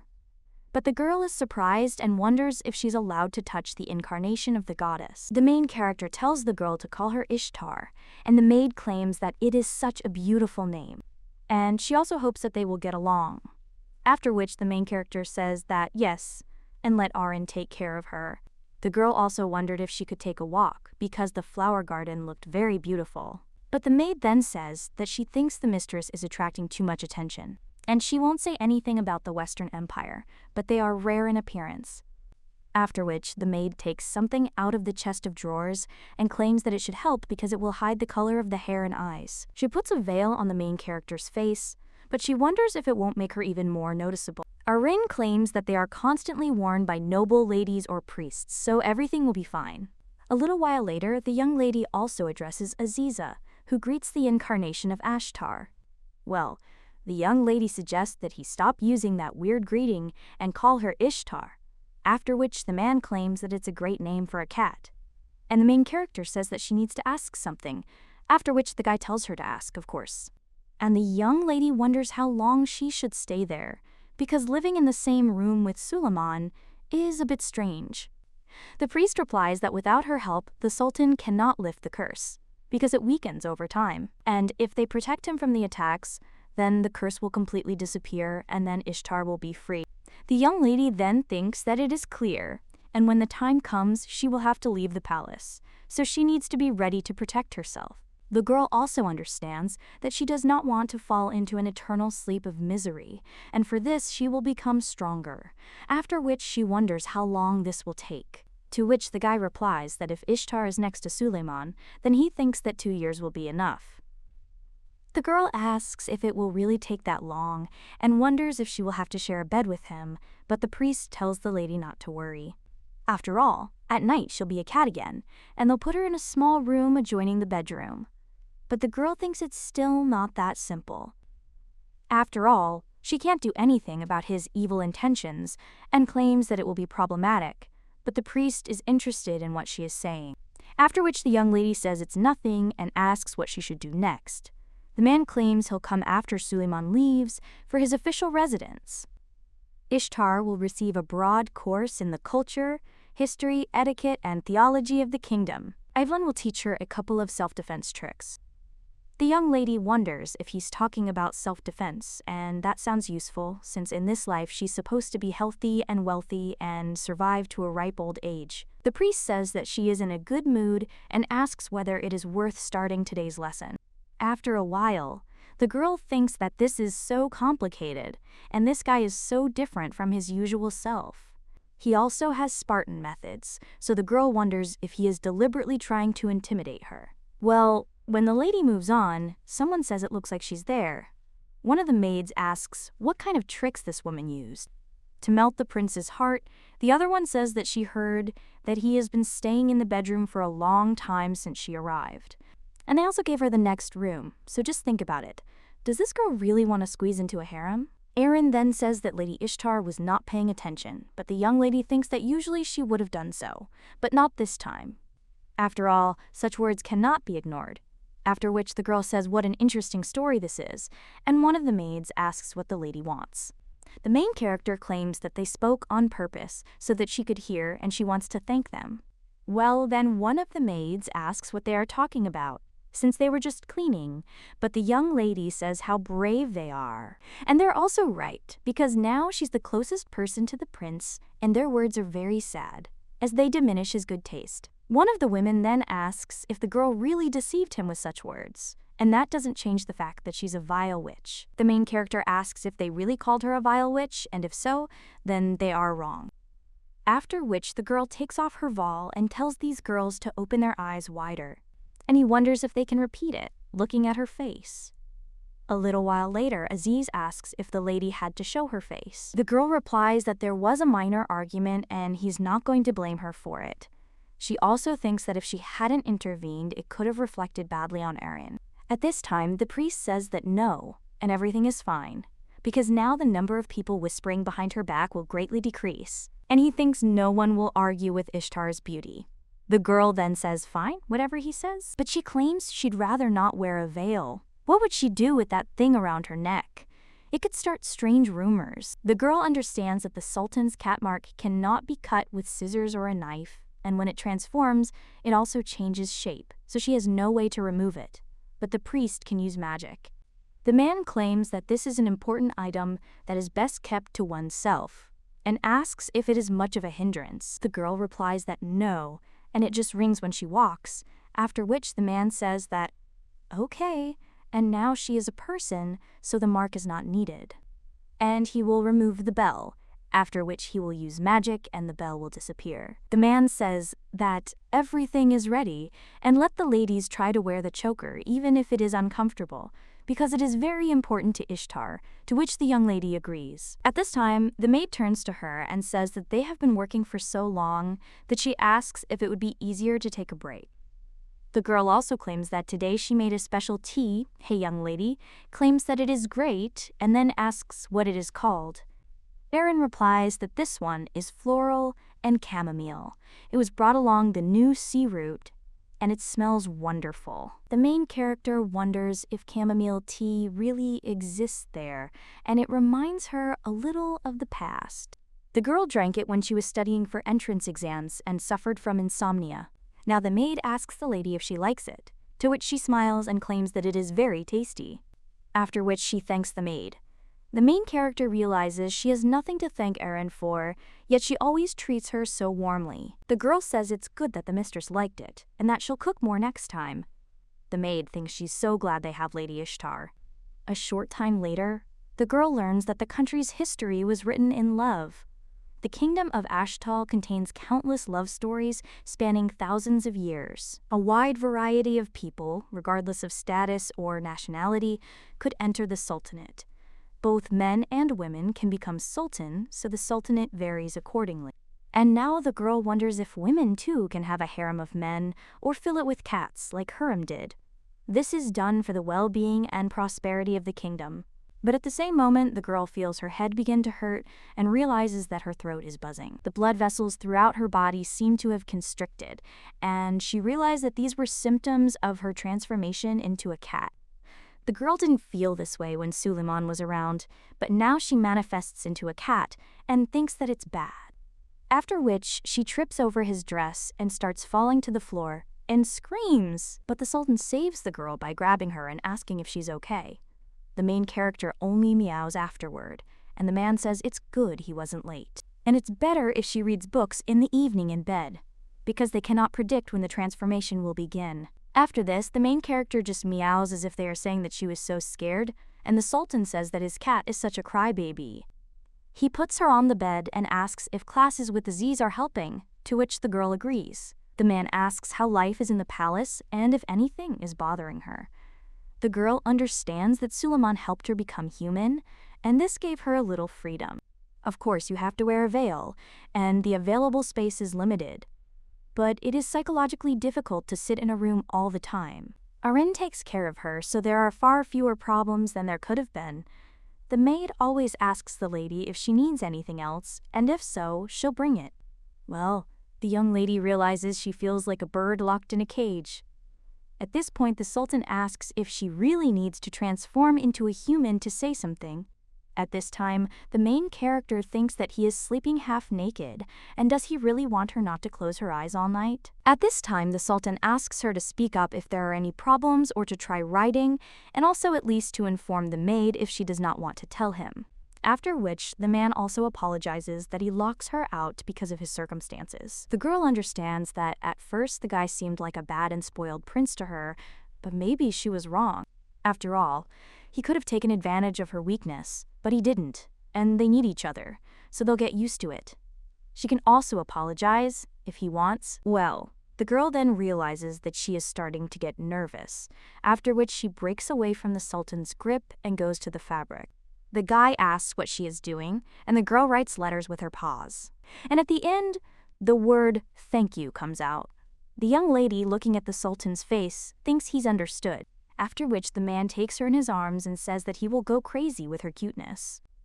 The young lady wonders what he is doing because she is now even more nervous, but the man only thanks her. The young lady is a little surprised by this, and the Sultan leans her against him and declares his deep gratitude. A short time later, the girl is already in the greenhouse, which the Sultan had built especially for the royal family. The maid claims it's a beautiful place, full of greenery year-round. The main character thinks it's not just a garden, but a greenhouse, and it's so luxurious. Arin, however, insists the greenhouse is so large that you can stroll for quite a while. But the young lady thinks that she has come to have tea with the most influential person in the country. Well, she also thinks that since she lives with her son, she needs to listen to what she says. And she won't do something like take the money, because she won't give up her son. The girl also says that, if you think about it, it's not such a bad offer.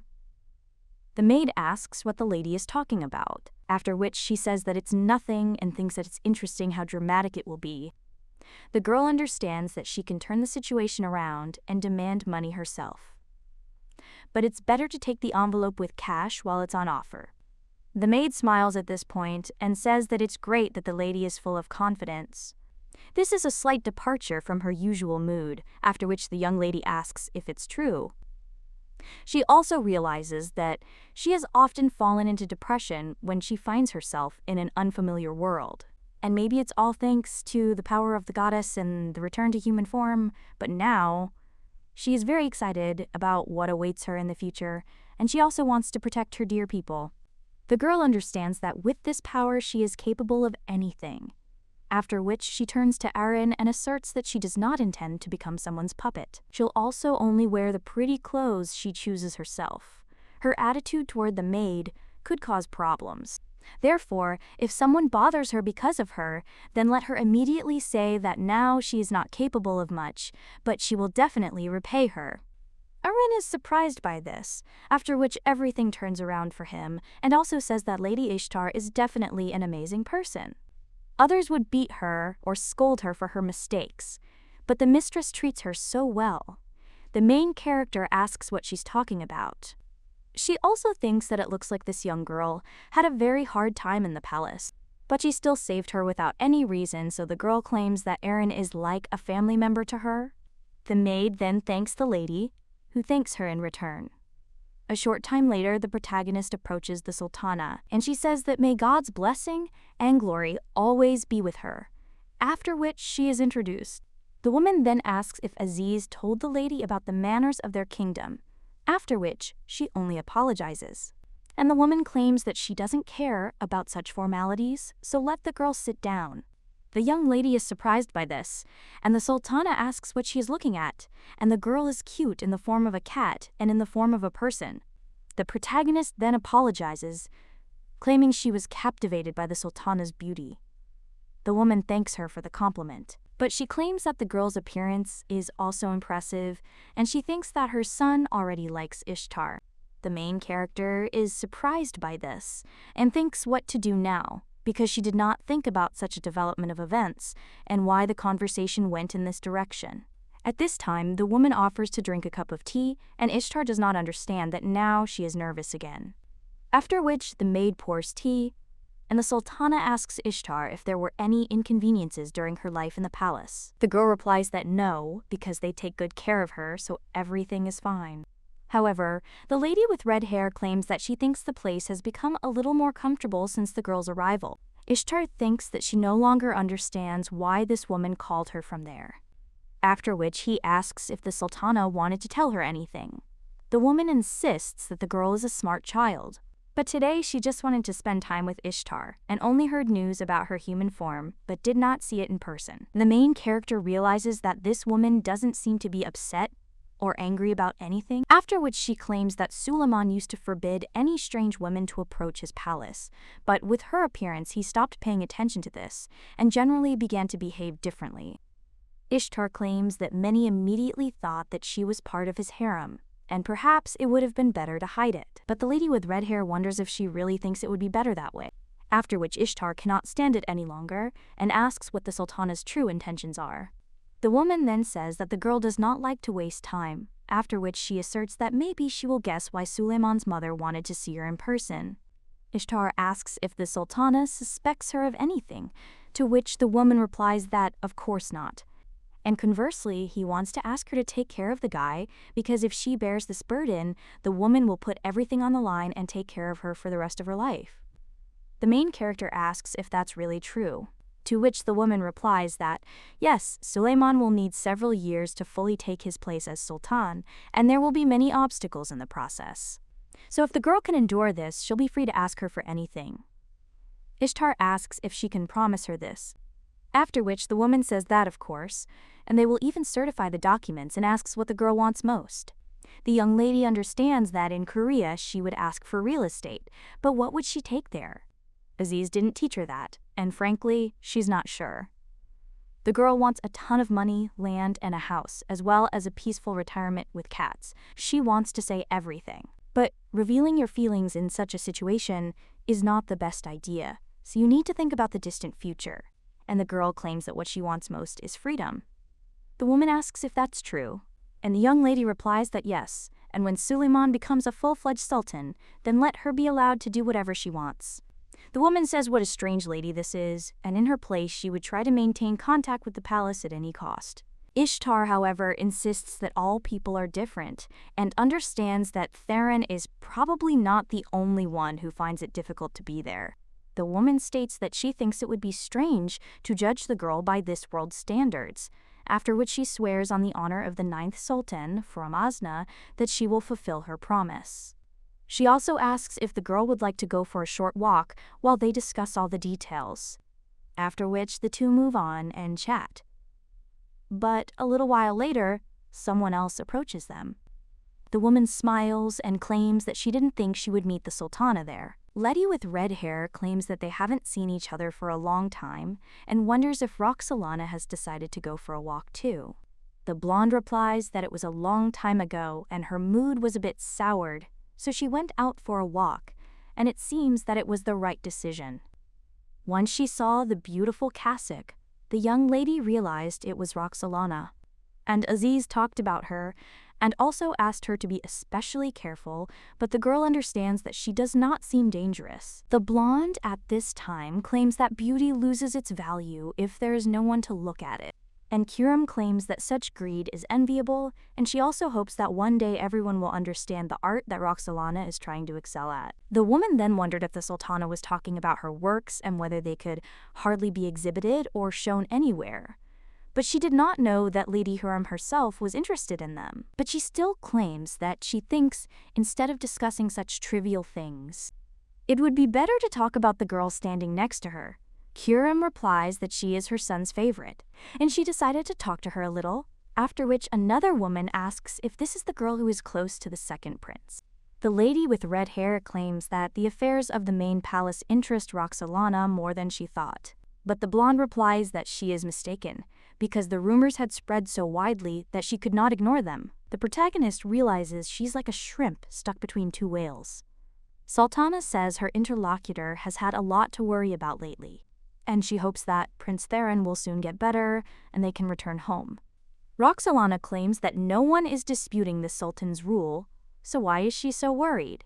But she will thank her for her kindness and concern for the prince. After which the woman states that she is not feeling very well and will go. When she heads back, Huram claims that this woman is the biological mother of the 4th Prince Theron and the girls better be wary of her.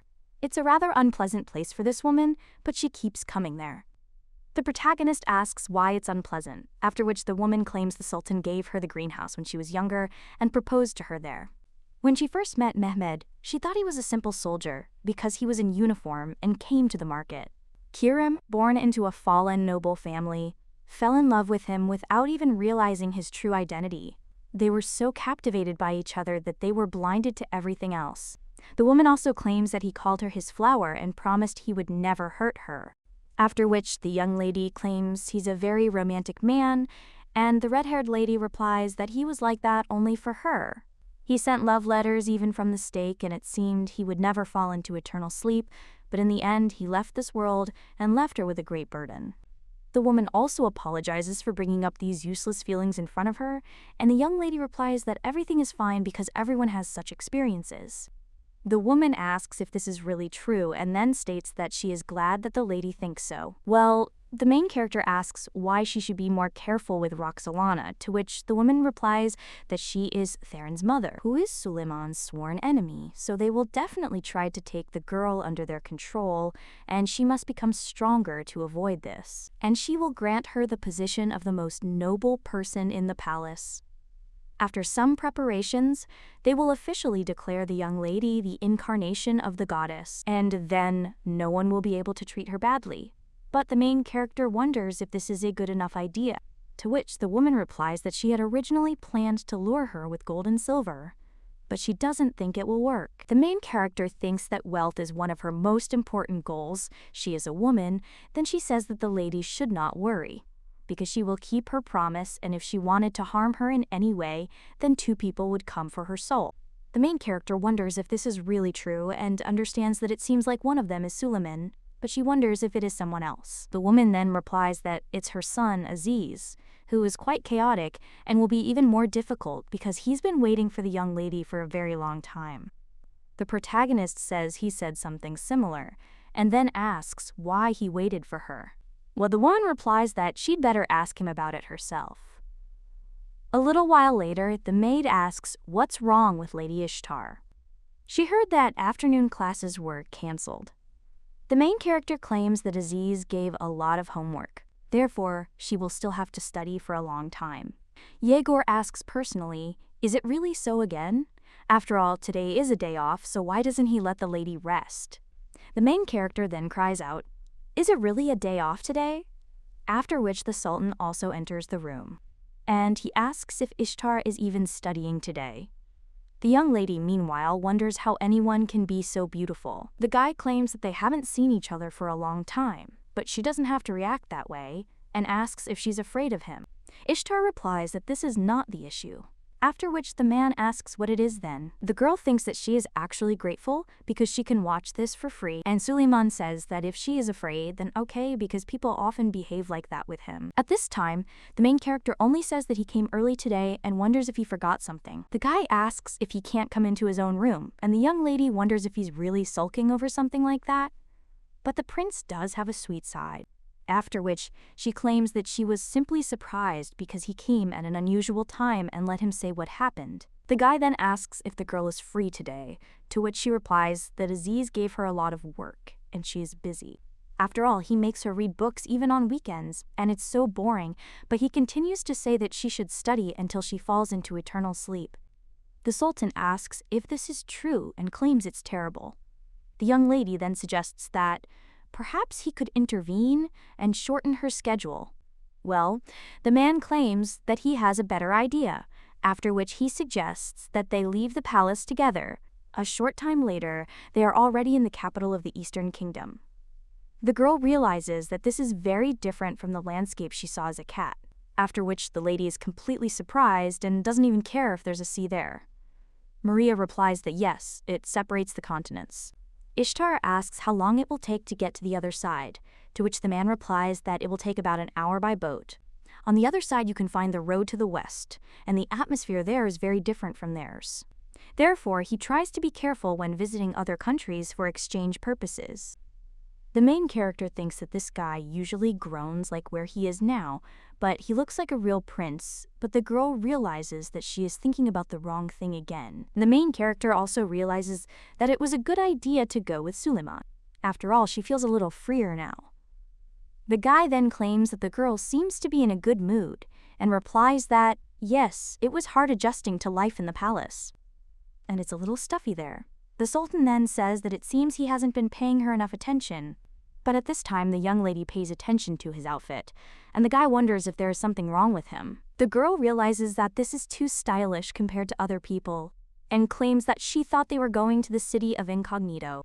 The Sultan replies that everything is exactly so, and the young lady thinks that the prince has a poor understanding of the outside world because he doesn't even realize how much attention he will attract. So first you need to do something with his hair, after which the lady tells him to bow his head. He also understands that if he wants to get along with people easily, he must appear modest. Ishtar also tells him to close his eyes for a second, and the guy thinks why so suddenly. But then he agrees and does so. The guy thinks he needs to calm down because there's no need to panic there, but the atmosphere is so strange. After which he also thinks whether the girl is too close. But he has such a feeling. It's as if their lips are about to touch. At that very moment, the main character places her hands on his head. Then he ruffles his hair and says it'll be better this way. The guy asks if that's all, to which the girl replies that yes, but then remembers something else and puts a hood on him, and he also claims that it's even better this way. The Sultan then wants to say something, but the young lady insists that it seems they've arrived. After which the two get out of the carriage, and the main character realizes that she has already been in this place. The boy then asks if she's already been to the market, to which the young lady replies that she hid there when she was in cat form. Ishtar realizes that she was astray just a couple of weeks ago, and now she went on a secret journey with the prince, and life is so unpredictable. The guy claims he's never been a cat, but it can be weird seeing the same place in different forms. The main character then wonders what the Sultan would be like in the form of a cat, but the man only tells her to forget about it. At this time, Ishtar suggests asking Aziz for help and experimenting. Well, damn, we have to. She suggests stopping talking nonsense and moving on. A little while later, one of the saleswomen asks if they're looking for anything in particular, as they sell almost anything. It's high quality, and the prices are rock bottom, so they should come over and take a look. The young lady then approaches one of the stalls, and one of the sellers, dressed like her, immediately approaches. And he points to one amulet and also says its name, and claims that this is an amulet against the evil eye, a very popular product lately, and it protects against failures and troubles. The young woman realizes they're also selling some kind of protective amulet, so she asks if it would make a good gift. The man replies that everyone likes them, so it's an excellent choice. And then the young lady tells him to give her this product, and also understands that this is her first purchase in this world. But the girl thinks how many coins she needs to pay, because she only studied etiquette and history. The Sultan then claims the young lady has not yet figured out the local prices, so he will take care of everything. After which the young lady says she wanted to do it herself and needs personal experience. But the man then says the wallet is heavy, so he'll carry it. Well, the young lady thinks if this is really true and realizes that her wallet weighs more. After which she goes after the Sultan and says that she does not understand, so let him wait. A little while later, he is already talking to another merchant, and the young lady realizes that she thought something special would happen since they are going incognito. But for now, there is nothing interesting there, because they only ask what goods are currently in demand and what the scenes are. Well, she's still happy because it's her first time going shopping, and maybe she should look around a bit. But at that very moment, some stranger pushes the young lady, and the main character thinks why push her so hard. She also falls on something soft, and when she looks up, she realizes that it is the Sultan. The guy asks if Ishtar is okay, to which the young lady replies that she is, and he claims that there is a big crowd there, so she should try not to get lost. The main character wonders where so many people came from, and the Sultan claims that it will be dangerous if they get separated, then let her go closer. Ishtar thinks that only her heart is in danger now, and it looks like they are hugging. The guy claims that today is the main trading day, which is why there are so many people, and he suggests leaving quickly. At this time, the main character wonders if the Sultan really doesn't care at all, after which he simply offers to move on, and the young lady agrees. But she understands that it seems like she's the only one who's nervous, and what should she do with this emotionless guy? But Suleiman still blushes as they move on. The next day, the maid says how beautiful the bracelet is, and its color resembles Lady Ishtar's eye. But then she sees that her mistress is unresponsive and wonders if something has happened. The main character notes that everything is fine and asks if Arin liked it. The maid then only asks if something happened yesterday, to which the main character replies that nothing happened, and that she took a short stroll with the Sultan. Well, the maid claims that it was their first date, which is why the young lady choked on her tea. After which he says it's completely untrue, as it was simply a secret expedition. The maid insists that if the prince wanted to go to the city secretly, then why did he take her along? The young lady replies that they were simply exploring the market. But then she remembers the warm embrace that gently enveloped her, and it was such a feeling she can still feel it. The maid, meanwhile, claims that the mistress's face now resembles a red-hot piece of iron. The young lady replies that it's simply hot today, and her interlocutor says yes, of course, and also asks whether she should cancel her morning fencing practice. The main character asks if she is really going today, after which she claims that this cannot be missed and invites Erin to go. The girl also realizes she doesn't think she'll need self-defense techniques when she has the power of a goddess. Well, she doesn't want information about her to spread. Therefore, it is better to protect yourself in case of an unforeseen situation, and while there is still an opportunity to learn for free. Ishtar asks who will be the teacher, and it won't be some stern man, to which the maid says that the lady shouldn't worry about it. After all, he's kind and will teach her everything she needs. The main character wonders if this is Evlon, and he's the one she didn't want to see. After which the guy simply wishes Lady Ishtar good morning, and the main character, looking at his face, thinks that it's worth just taking a look. And also, can't he even move near the girl? After which he decides to joke around a little. He extends his hand and offers to shake hands, an honor to their acquaintance.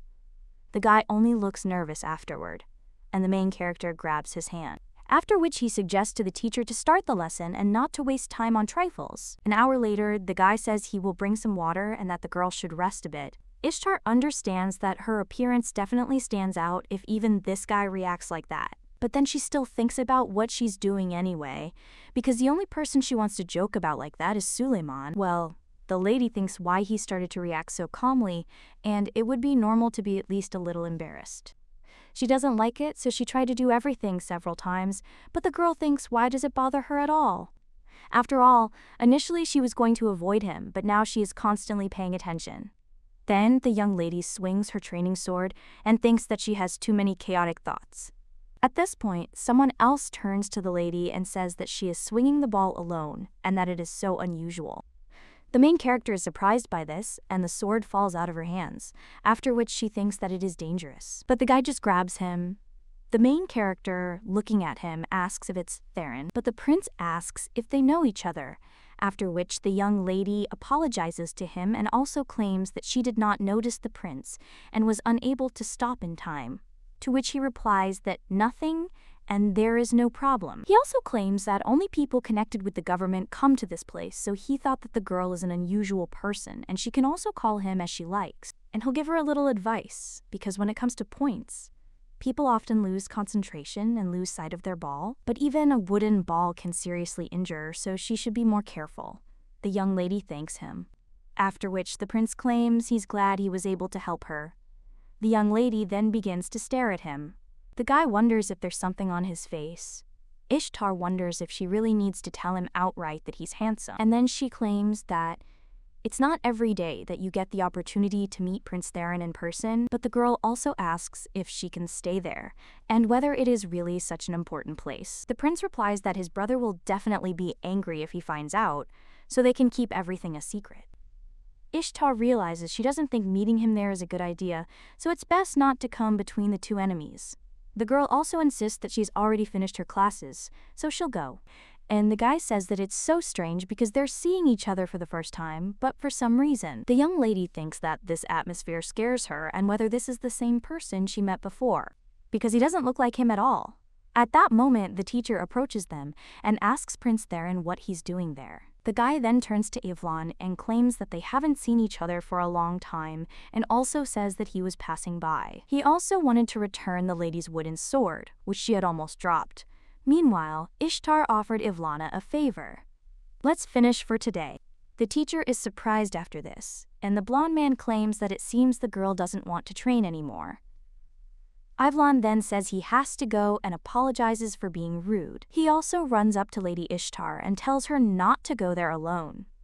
The prince wonders if this is the same girl from the rumors. She's also his brother's favorite.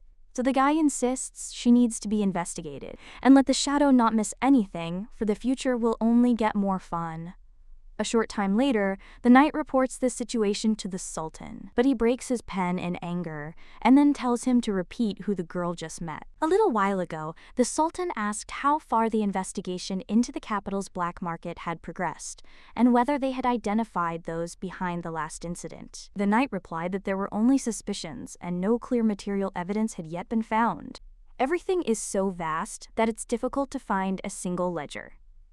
The Sultan then realizes they need a definitive clue that could destroy Roxolana. To achieve this, the primary objective is to drive out those behind the illegal trade and tax embezzlement that flourishes in the capital. And the second task is to eliminate in advance the forces that will surely spread beyond the capital and become corrupt tyrants for the entire kingdom.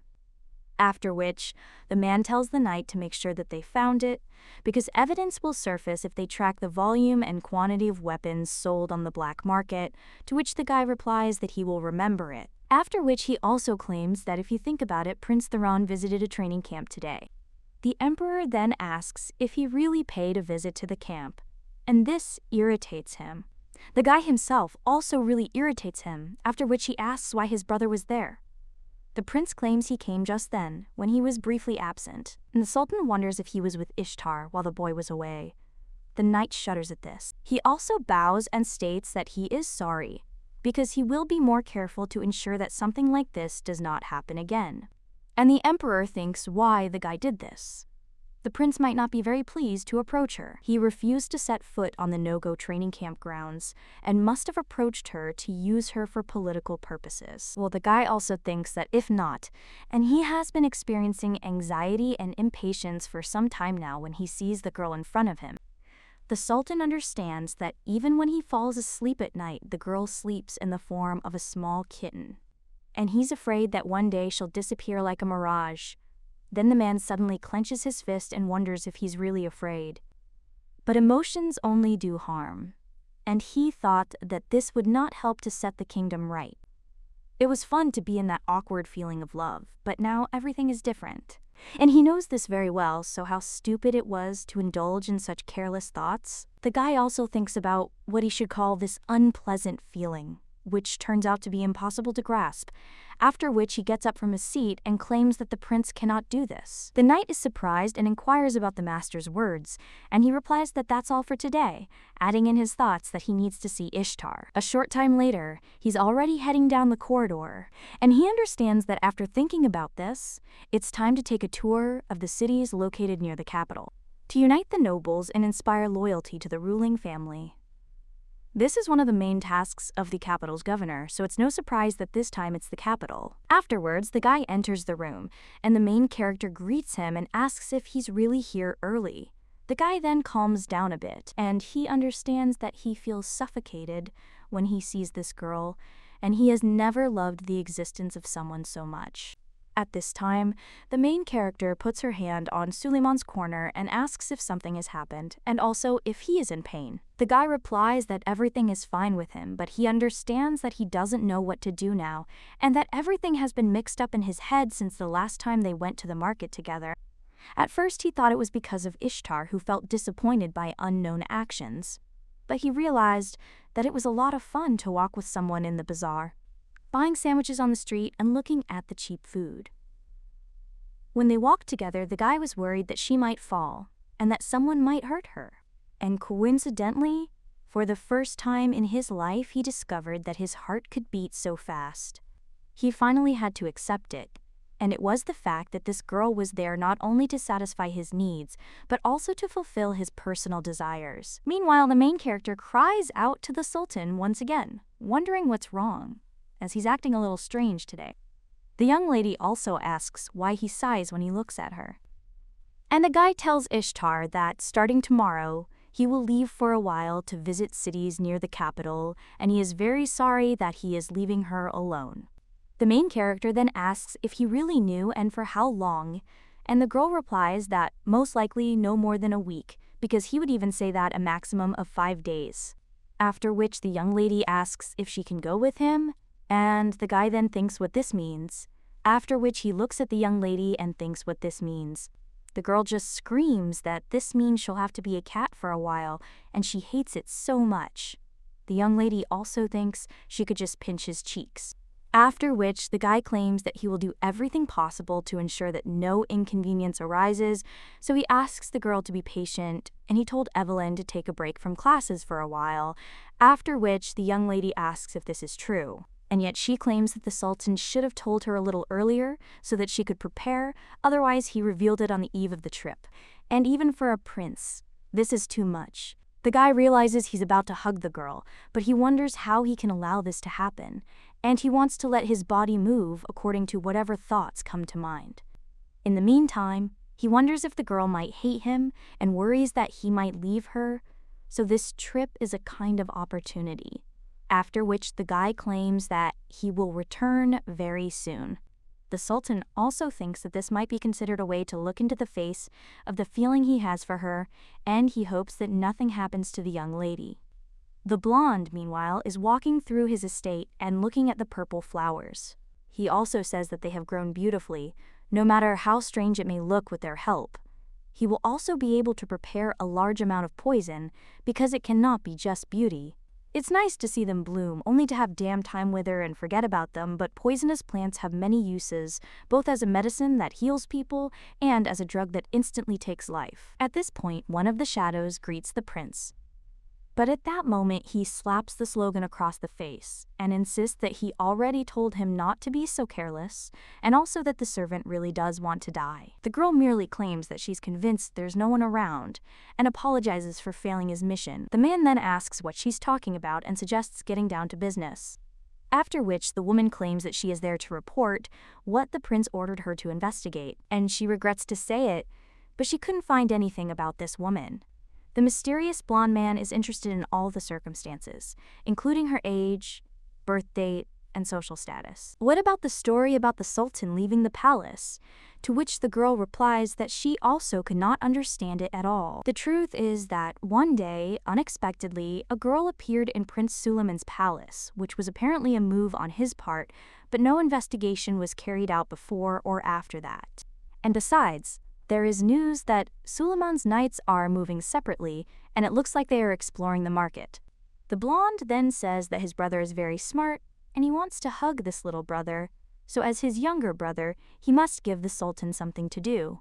There are people who were recently fired from the palace, so the guy asks what the investigation revealed about them, to which the girl replies that nothing. After which the prince says that she should then plunge them all into eternal sleep, and also wonders what kind of rumors will spread if the people whom the Sultan expelled plunge into eternal sleep in a terrible way. Theron claims that he really wants to do this, after which he tells the shadow to go back and do its own thing and agrees to something. At this time, the guy looks at some other flowers and remembers the cat, and also understands that now when he thinks. He was wondering if everything was okay with this cat, because these flowers are not harmful to humans, and he was very surprised that the cat bit something that almost looked like poison. If he sees her later, he should tell her not to go to the flowers and he should not continue to give it to her, but the guy still thinks why he continues to think about it. And this isn't just anyone's cat, it's his brother's cat, and what's more, if this cat is from the prophecy, he must destroy it. But he doesn't want to harm this kitten, and he wants to take the throne. The guy also thinks why these useless feelings only get stronger, because he is only taking care of the cat. He also thinks that as soon as he began to think about it, he noticed something else. Because he had never shown interest in the opposite sex, but as soon as a certain woman named Ishtar appeared out of nowhere, she turned out to be the one with whom Suleiman was in love. If he loses her, what kind of facial expression will he make? After which the blonde claims that it is funny to imagine. A little while later, the protagonist realizes she definitely senses something is about to happen after this day. And isn't it just the lull everyone seems to be having? And if she thinks about it, Aziz must have told her something. A little while ago, a girl asked her teacher about the fourth prince, and he asked if she meant Prince Theron. She answered something, yes, and asked what kind of person he was, because she wanted to know more about him. After which he claimed to the teacher that Roxolana came from the richest family on the continent and that this guy was her only child. As the girl could see, he has a very attractive appearance and is extremely kind to women. To the girls in the palace, he is known as the prince on a white horse. In terms of appearance and personality, he's more popular than Suleiman, and what's more, he follows in Roxolana's footsteps. He's responsible for sponsoring orphanages and participating in various aid events. The prince often said he was simply restoring wealth to the city. The young lady then wondered if he was a good man and whether she should be careful. Aziz then insisted that this meant that this was precisely the image the prince projected. Because if you look at his actions, he's a very dangerous man. As the girl knows, the two heirs currently remaining in the kingdom are the second prince, the son of the current sultan, and the fourth prince, Roxolana's son. This means that if Suleiman disappears, Theron will become the next sultan. For this reason, Hurrem Haseki Sultan will continue to be vigilant against Theron's forces, because she doesn't know what might happen. Therefore, it would be better for the girl to also watch the prince, and now the main character is a little depressed, and also understands that because of such things, she feels uneasy being left alone, and if only Suleiman were there at such a time. After which the girl thinks about this guy and thinks that he is strange and has only been absent for a few days, but she already feels lonely. The girl also realizes that she hates seeing an empty bed in the morning, after which she lies back down and realizes that she has feelings similar to being in love. She admits that they definitely exist, but if she dives into them for even a second, she feels her heart begin to tap dance, and the girl wonders if this isn't dangerous for her. The lady also wants this torment to stop, She doesn't think that the situation will change for the better. Well, then someone else reaches out their hands to the young lady, which frightens her, after which she completely understands that these are the maids who took care of her while Aaron was away. One of them claims that she can't and that it's so cute, and the other one asks if the girl saw how she patted her on the cheek. One of them also asks if they can touch her for a minute before Arin shows up, but the other then asks if the girl knows her personality, as she's a bore and can start a fight for the slightest touch. The main character thinks they should stop messing around, after which one of the maids says that just a little bit, and if the cat doesn't like it, then they can just stop. And so when the main character jumps onto the girl's lap, and she says that the cat climbed onto her lap, then the other maid says that the goddess is such a friendly kitten, and it's so cute, after which one of them asks to touch the cat for a minute, and then meows, realizing that the situation has truly changed. In the past, there were people who thought she was just a cat that couldn't speak and treated her with indifference. But now she thinks about how gentle their touches are, and they are not bad either, but at the same moment the girls hear someone else talking to them. It turns out to be Aaron, and she wonders what the girl is doing. Then one of the maids tells Ari not to misunderstand them, as the cat herself asked for affection, after which the maid also leaves, and she says that she'll go then because she needs to work. The other one also says that they have things to do, so they'll see each other next time. The main character meows at this point, as if asking if she's really staying. Then the maid turns to the young lady and cries out that she's apologizing, because this shouldn't have happened, and she thinks her concern has its limits. And it's natural that they love cats. The girls just wanted to see her, that's why they weren't acting so strangely. The young lady thought the girl was cute, and Aaron was jealous that she was playing with other girls. Well, the maid insists that's not how it works, and even if she were in the form of a cat, or the goddess Ishtar, couldn't she become her friend? The main character is surprised by this, and realizes she never thought she'd hear something like that from Aaron. Well, then the lady also thinks that although Aaron is young, she is a servant, and no one in this palace can openly enjoy their time. And it was Arin who approached her from the very beginning, and that's why she's her best friend. The maid then asks how the cat thinks, and whether this will really make her feel better. But a little while later, she already claims that she will ask the librarian about the book that she mentioned earlier, and also asked if she could only look at the book that was written on paper, to which the girl agreed. After which, the maid tells her to wait a minute, because she will bring her the book right away. The young lady realizes that it is quite quiet and calm there, and she came to borrow the book that Aziz recommended to her last time. The guy claimed that these were old books, so they would have to go to the storage facility and not the main library, and seeing that Aren was late, the girl thought it was understandable, and he recommended a book that was pretty crazy. Well, then someone turned to the cat and asked if she was really in a place like that. The young lady turns around and realizes that it is the prince's voice, and also wonders why he appeared out of nowhere. At this time, the guy apologizes for ruining her mood and that he probably surprised her too much, and the young lady thinks that this is happening again. And she shouldn't do this, but unconsciously, the girl begins to meow in bliss.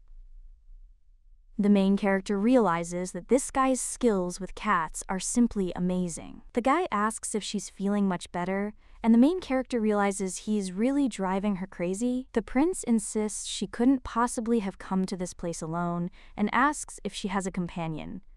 How could anyone leave a cat alone in such a place? The blonde also claims that she looks so helpless, and that it doesn't matter whether she's there or not, but it's dangerous because what is she even thinking about?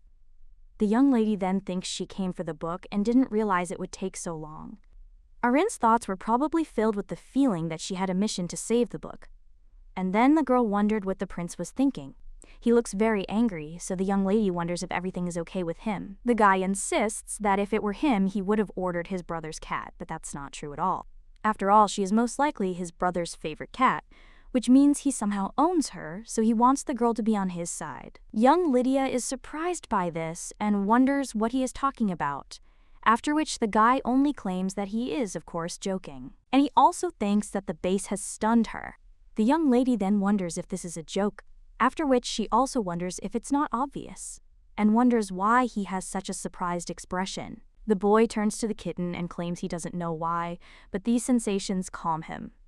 And it's just that it's rare to be near her in this royal palace. The guy also claims that the cats are the same for him, so if they meet again in the next life, then he asks her to meet again. after which the guy brings the cat closer to his face.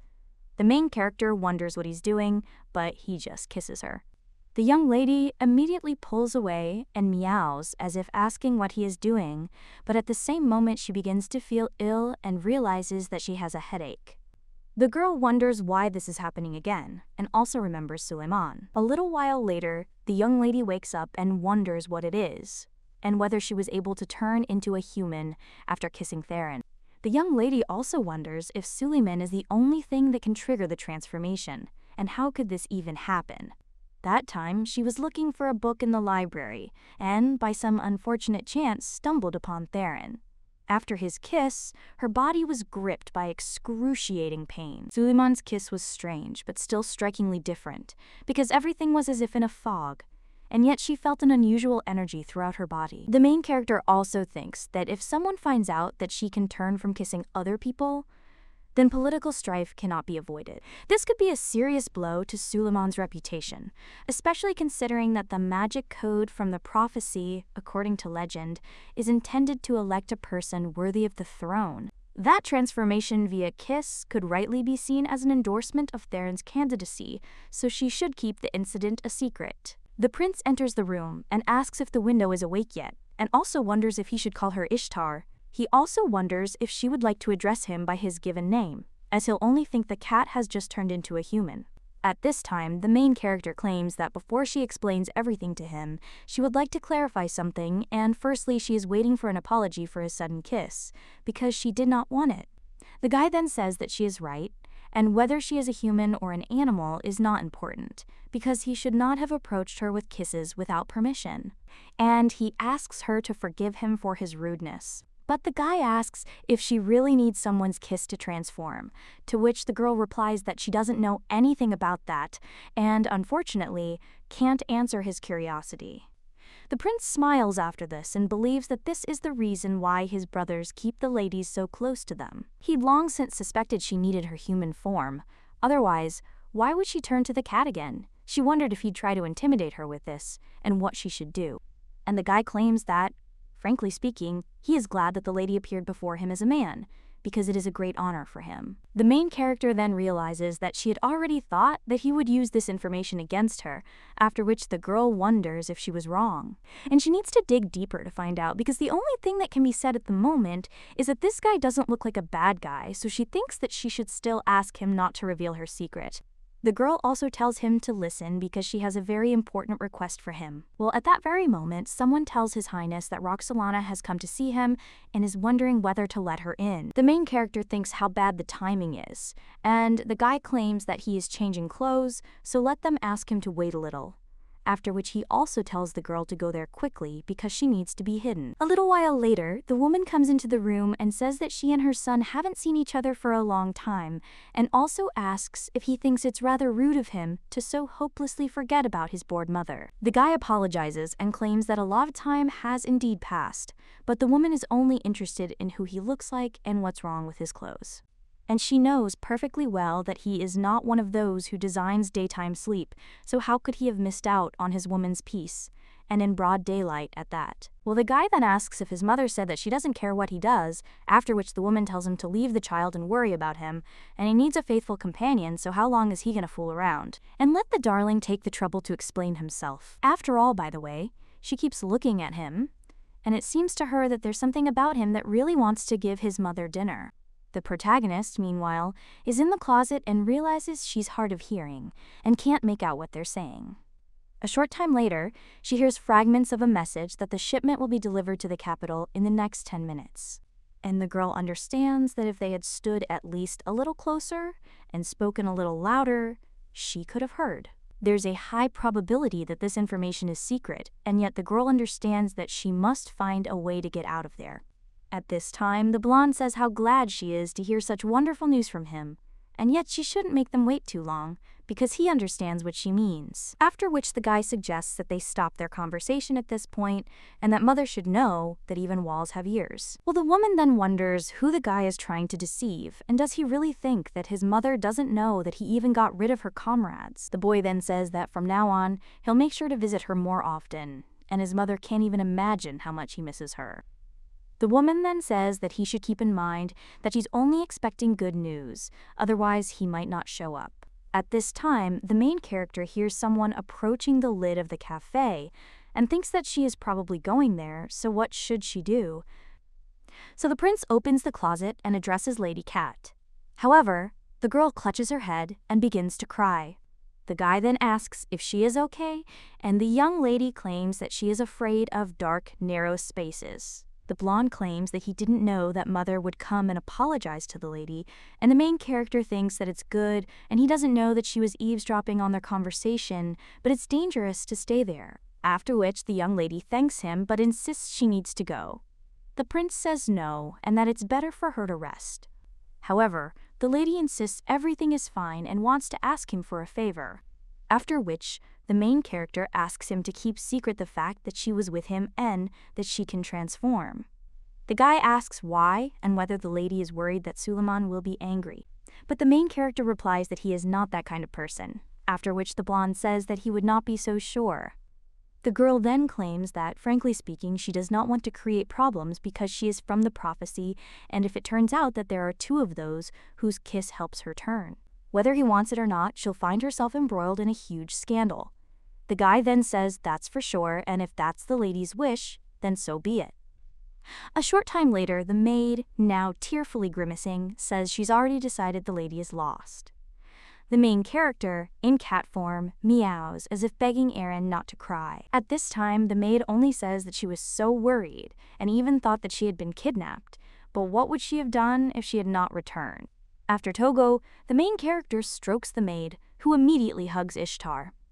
The young lady thinks she's terribly ashamed, but this is important, and all of this is for Aaron. Well, the girl also thinks whether she should tell the maid that she addressed you as a person. Well, then the young lady thinks that it is better not to do this, because if she tells her, this information will certainly reach Suleiman, because these two are far from the closest family relationship, so she does not want to inadvertently make things worse. The girl also thinks that, whatever the case, she and Theron kissed, and what else can she say?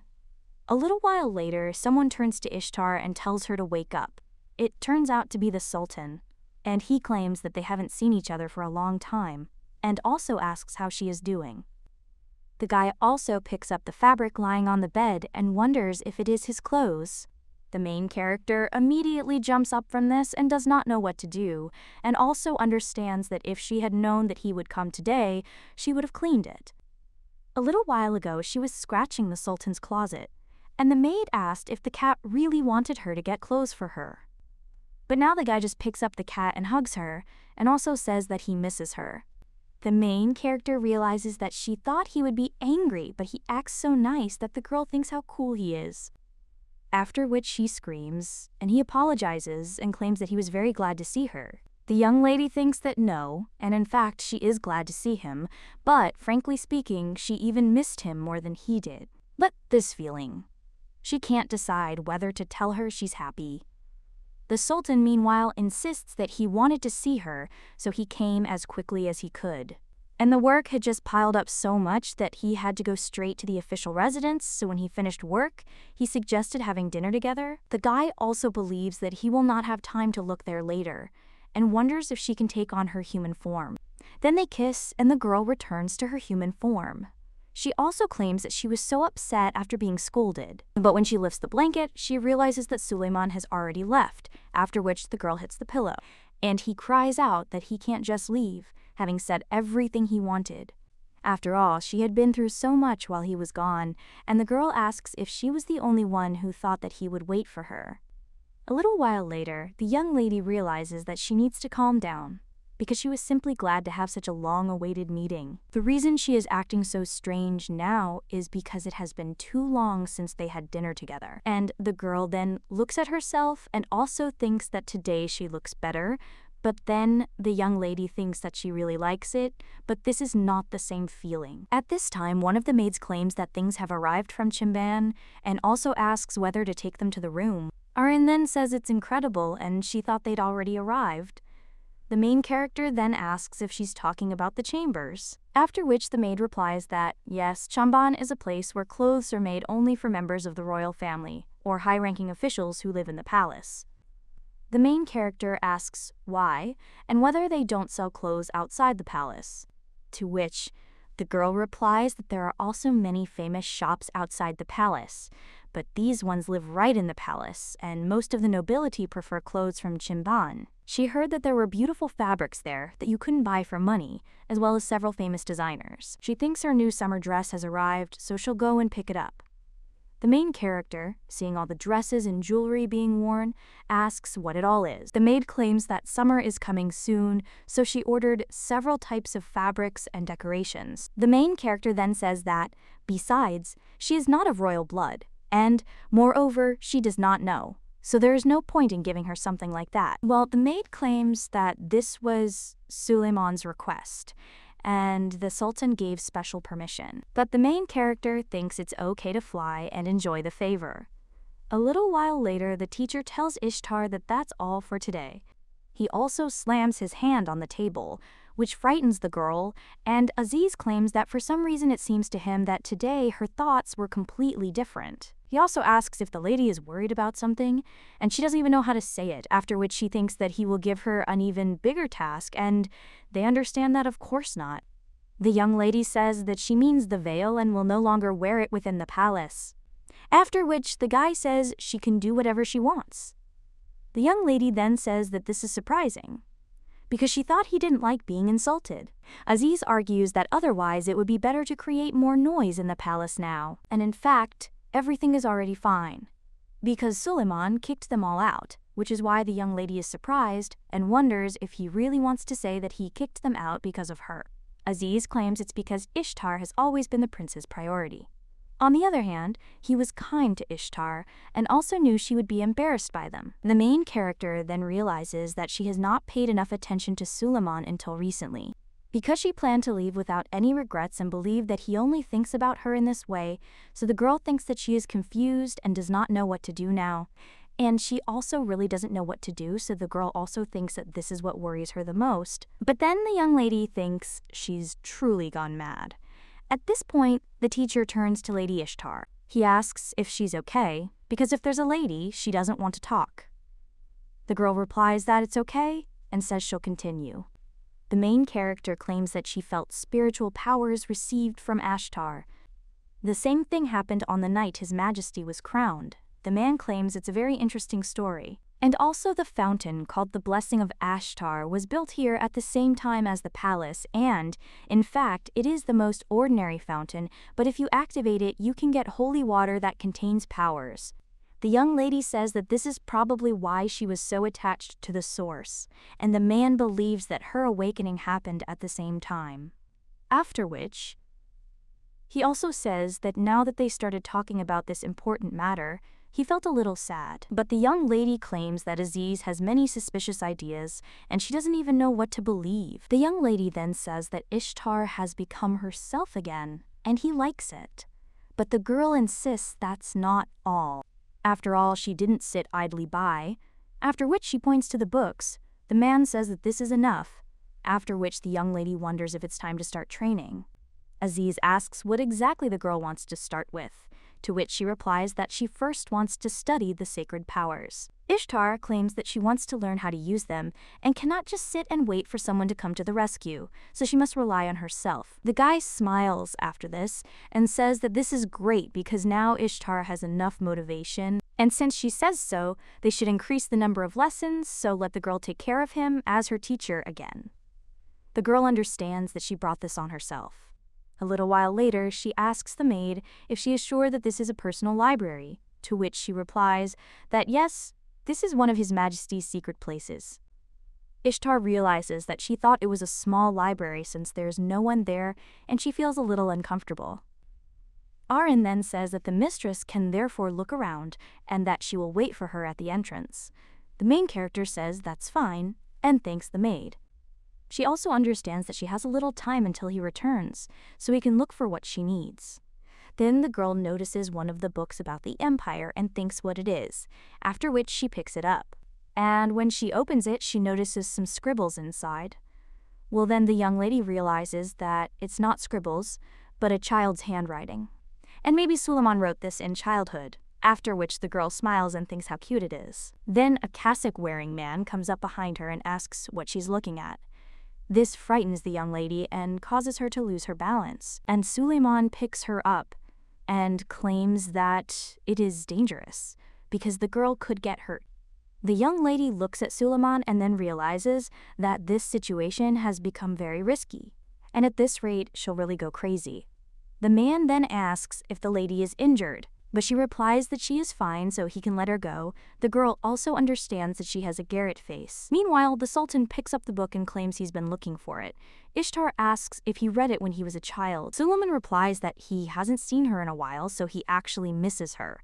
The girl then notices her handwriting and says it's unrecognizable. The guy claims that when he was a child, he wrote very crookedly, and also remembers how teachers scolded him while they tried to correct it. Ishtar says she thinks it's a bit hard for children, but the Sultan claims that the prince receives all kinds of education from childhood, and he read this when he was 10 years old. The main character thinks this book is the same thickness as a university book. The Sultan claims this is less than other princes. His mother didn't force him to study much, but she was stricter in other things. For example, she was extremely interested in his training in martial arts and participating in fights. And she said that you can't become a good commander-in-chief using only your head. The main character then thinks, was this body really created for this? And after all, a man must have a good physique.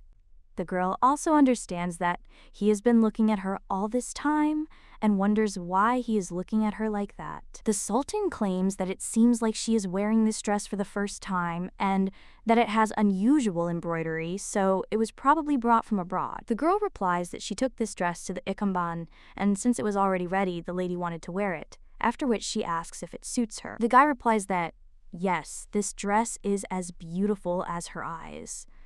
The main character then becomes embarrassed and claims he said it so suddenly, after which she simply suggests they go out to eat, to which Suleiman agrees. But he claims there seems to be a problem. Afterwards, the main character looks out the window and sees that the sun is already quite low. Ishtar realizes that he returned her to human form too early this morning and perhaps doesn't have much time left for a quiet dinner. At this point, the man asks if she is upset, after which the young lady only smiles and says that Aaron told her that they would serve very tasty fish today. Well, everything is fine, because she heard that today they will prepare something for the cats too, just in case. The Sultan then smiles and approaches Ishtar, and also turns to her and tells the girl to put it down, after which he moves closer and kisses the young lady. A short time later, the two are already sitting at the table. The Sultan tells Ishtar not to rush because there is enough food there, but the girl is angry, and he wonders if he's really asking her to restrain herself when there's so much food in front of her. Her entire past life was spent studying and working part-time, and in the end she fell into an eternal sleep alone, and that was her first kiss.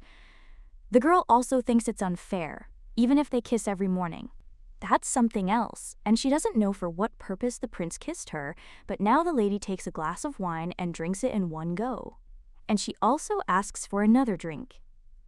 The guy then asks if there's anything she doesn't like, but the young lady simply addresses the prince, after which he suggests calling him by name, and the girl does so, after which she tries to talk about a kiss, but she still doesn't succeed.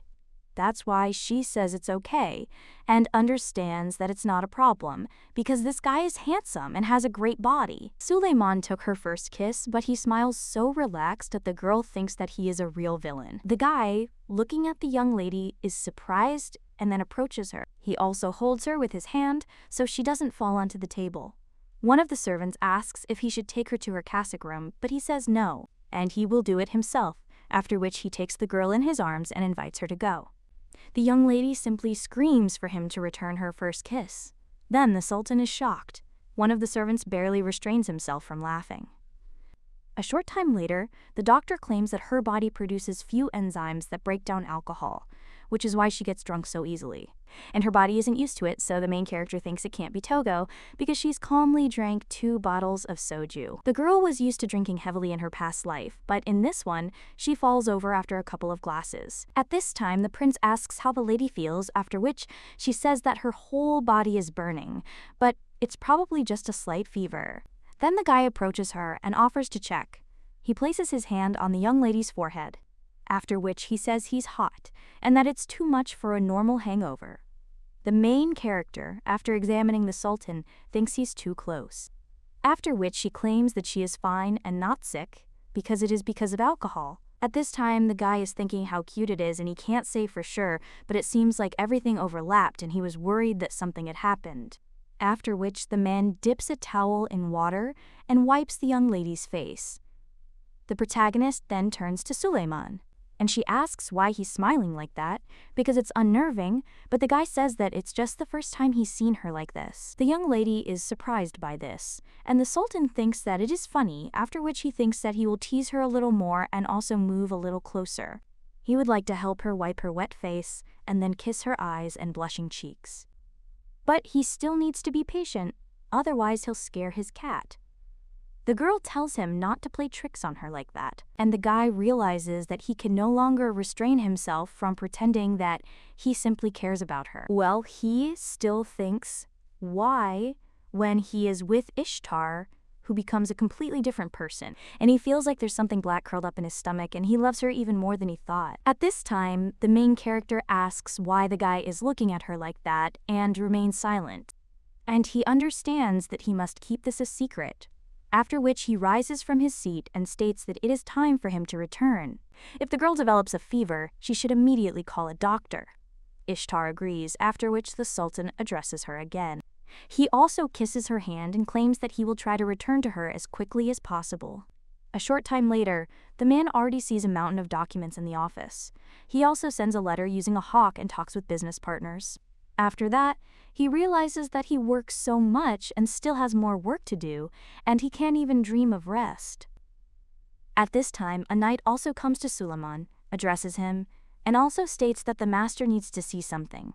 A little while later, the guy is already looking at the arrowhead, and the knight claims that it was found at the scene. The tip is made of durable sneaker material and is quite long and sharp. The arrow seemed to be designed to poison rather than put someone into eternal sleep, and he verified that the poison was made from a plant called aconite. At this time, Suleiman thinks that it seems that just this one word can make him feel bad. After which he claims that the hit caused an instant immersion into eternal sleep, and that this is such a shame. He also asks if the guy is saying the poison is made from a flower.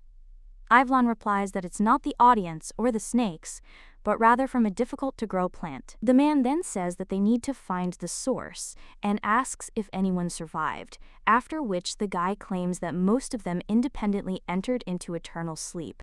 The Sultan understands that perhaps he was not a swordsman, but was saved thanks to poison, and this is so pitiful. After which, the man says that it is disgusting, and squeezes his wound a little. After which, red liquid begins to come out of it. The knight points out his highness's wound, but he merely suggests bringing new clothes. After all, when she sees it, she'll definitely be frightened. And he will worry, after which Suleiman only smiles, and also claims that he will interrogate the survivors personally. So let him bring a priest to heal them. The guy also understands that normally he would fix everything properly. But as he continues to be exposed to danger, Ishtar's situation worsens, so he must protect her at any cost. Then the guy also punches the wall, and he says that this time they will definitely find the culprit. Blondinok, meanwhile, is in her garden, and asks if this means the prince has returned unharmed. Then the shadow replies that, and the guy is wondering if he has really used his old tricks again, and that he always loses but never learns anything. The guy also turns to one of the servants and asks if there is any news from the guild, to which he replies that there was recently a dispute about the rights to black market goods, and the guy says that they are so funny and he doesn't even think about who will be next on the list. But the higher the reputation, the more people learn about them and they become even more powerful. One of the onions claims that after 5 days it became known that the ship had moored in the port of Vinta. And the guy with a smile on his face claims that he can finally give it to his mother, but sometimes you have to be a good son. After which he asks if that's true. The boy then recalls how his mother said that Theron must become Sultan at any cost, because that's the only way to survive in this palace. The boy doesn't know how to take revenge, but he must try to fight. He also remembers his mother saying, damn it all. And she also hates this kingdom that made her so unhappy. The guy understands that sometimes he feels sorry for his mother, because love is a terrible thing, and it is very sad when your feelings are not reciprocated. The guy thought he would never understand this, but now he understands that for the first time he has become so greedy. Afterwards, he also thinks that maybe he should have taken her back then. It's awkward to keep these feelings in his heart when this girl belongs to his brother, but he feels good and thinks it's strange. After all, even if the girl was not a real cat from the prophecy, she was still attached to him. Well, this can be changed at any moment, but this guy claims that it would be better if the arrow hit this sultan, and also tells his brother what a pity it is, and also let the guy try to make sure that this girl is not taken away from him, because he will take everything from him himself. At this time, the main character is thinking about what happened to this guy, because at first he was so cold, and then he became kinder. And after the trip to the market, he distanced himself from her, and now, after his absence, he behaves as if he decided to give her love. But in any case, people understand that she is a cat, and isn't it obvious that the Sultan should take care of her? After which the girl screams out that she doesn't know, and in her thoughts adds that she's simply trying to suppress feelings that resemble affection. However, if he persists, it will become difficult to restrain himself. At this point, someone picks up the cat and addresses it. He also asks what is bothering her, after which the girl understands that she will not say anything and climb on the Sultan's head. He just smiles and claims he has something. He was planning to give it to her, but he thinks the girl won't like it. The main character is only happy after this, and the guy says how quick she is, after which he claims that he came to tell her something, because it seems that she spends too much time in the palace. And it's worth breathing more fresh air, so if she doesn't mind, they can go for a walk tomorrow. After which the Sultan asks her what she will say, and the young lady only agrees. A short time later, the two go outside. Sultan says he hopes the lady will like him, but a window in his mind warns him that she is still angry. And he also wonders if he really thinks she will be friendly just because they are there. But then the main character looks at the magnificent landscape and is surprised, because it is very beautiful there. The girl claims that it is amazing, and that it is the first time she has seen such a stunning landscape. She also meows as if thanking the Sultan for bringing her there, but then she notices him move away a little. The Sultan says there's nothing special there, so the girl immediately tells him to let her take a look. But the guy then says that it's not necessary, after which the young lady screams at him not to move and moves his clothes away. Then she sees a wound there. The guy claims the wound is so big because of the poison, and there are no bruises, so she shouldn't worry. But the main character then wonders if this really happened after the trip, and she is sure that the guy received treatment when he returned, but I spread so much that it must be very painful for him. The girl also thinks how he can remain so calm, and even though she is so close, she cannot believe that she did not notice anything.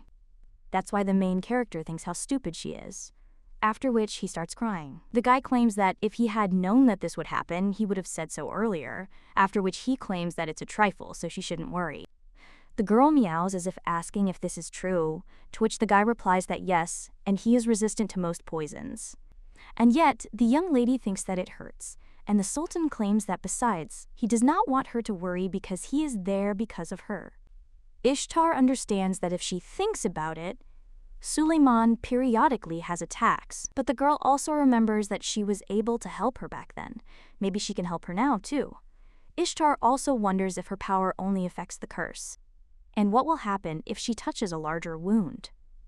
The girl also thinks that, had she known this would happen, she would have trained harder. But then she realizes that she needs to think carefully because she has learned the basics of using the power of the goddess, and this power comes from faith and hope, so maybe she will be able to ease the pain. After which the girl realizes that she has nothing to lose, and puts her paw on the guy's earlier, which surprises him a little. The girl understands that although it is because of him that she is sad these last days, Sulaiman is her butler and friend, so she asks for the wound to stop hurting. Then the power begins to work, and the boy's wound heals. He also claims that the pain has completely disappeared, and the main character doesn't realize that she actually succeeded. The Sultan claims the arrow wound has completely healed, which is incredible. The main character thinks, well, she's a genius after all. After which the guy thanks his goddess of luck, and the main character thinks that it seems she likes the Sultan more than she thought. A little while later, the girl lies in bed and thinks that she has never fallen in love, and the prince is the first one she liked. The girl thinks that in fairy tales it's so romantic, but in reality, it's ballast. But then she also wonders what if he feels the same way, and if they can be together but he might have several girlfriends. And if the Sultan wants, he can create a whole harem. But she, who came from the modern world, will never accept this. In any case, she can only hope for a light romantic adventure. But worse, what would happen to her plan to help him and harem and quickly escape behind the palace? The girl then says that nothing has happened yet, but she is already worried, but at that very moment someone knocks on the room. He also apologizes for disturbing her.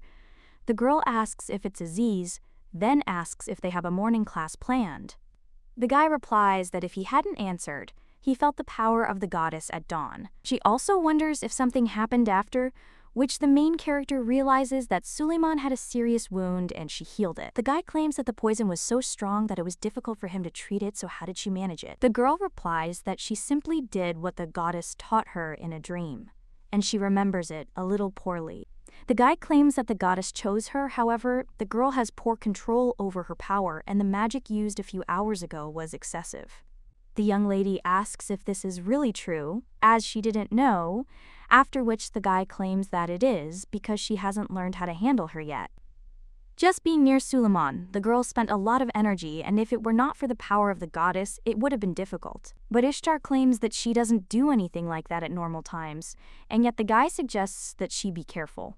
After all, the prince won't be able to bear it if she falls into eternal sleep in his arms, after which the guy claims that they will see each other at the evening class. A little while later, the girl is already meditating and realizes that she thought her powers would develop faster.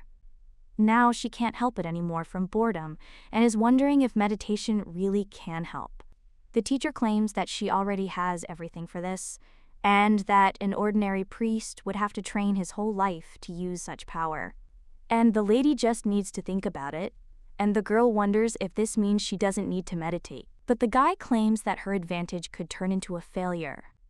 And after all, as soon as Lady Ishtar masters control over the mind, she will quickly learn to fully control her power. The girl then thinks that she has been lacking confidence lately, after which she also turns to Aziz and asks what he has in his hands. And the guy claims that today is the last practice, so he brought this baby. The main character, looking at this cat, thinks how cute he is, and Aziz claims that he is being cared for in the temple, and how the lady sees that he has a congenital disease, and this is different from what she has encountered. He wants to see if the lady can cure him. The main character then says that he is so small, after which he claims that he will try to do this, and the teacher claims that it is in order to use divine power. First of all, one must have willpower and a strong mind. But desire alone is not enough. The goddess's power is based on water and is the flow of life, so let the lady feel the energy of the air, the trees, and the sky around her and purify her body. Then he uses this power. The young lady thinks that if she had heard this before, she would have thought it was so strange. But she had already tried using the power when she met Ashtar. Therefore, the lady understands that she can and begins to use this power, after which the cat is healed. The main character turns to the baby and asks if he is okay, after which she thinks about what happened. The cat only licks the young lady, and the main character asks if the teacher saw it. After all, this cat is completely healthy, and the allergy will return to her. Well, then she sees the surprised expression on Aziz's face, and he asks if he's okay, after which the guy comes out of his thoughts about the young lady and wonders if something is wrong, and perhaps she used her power incorrectly. After which the guys answer that no, and it looks like everything is fine with the kitten. The main character wonders why he reacted that way.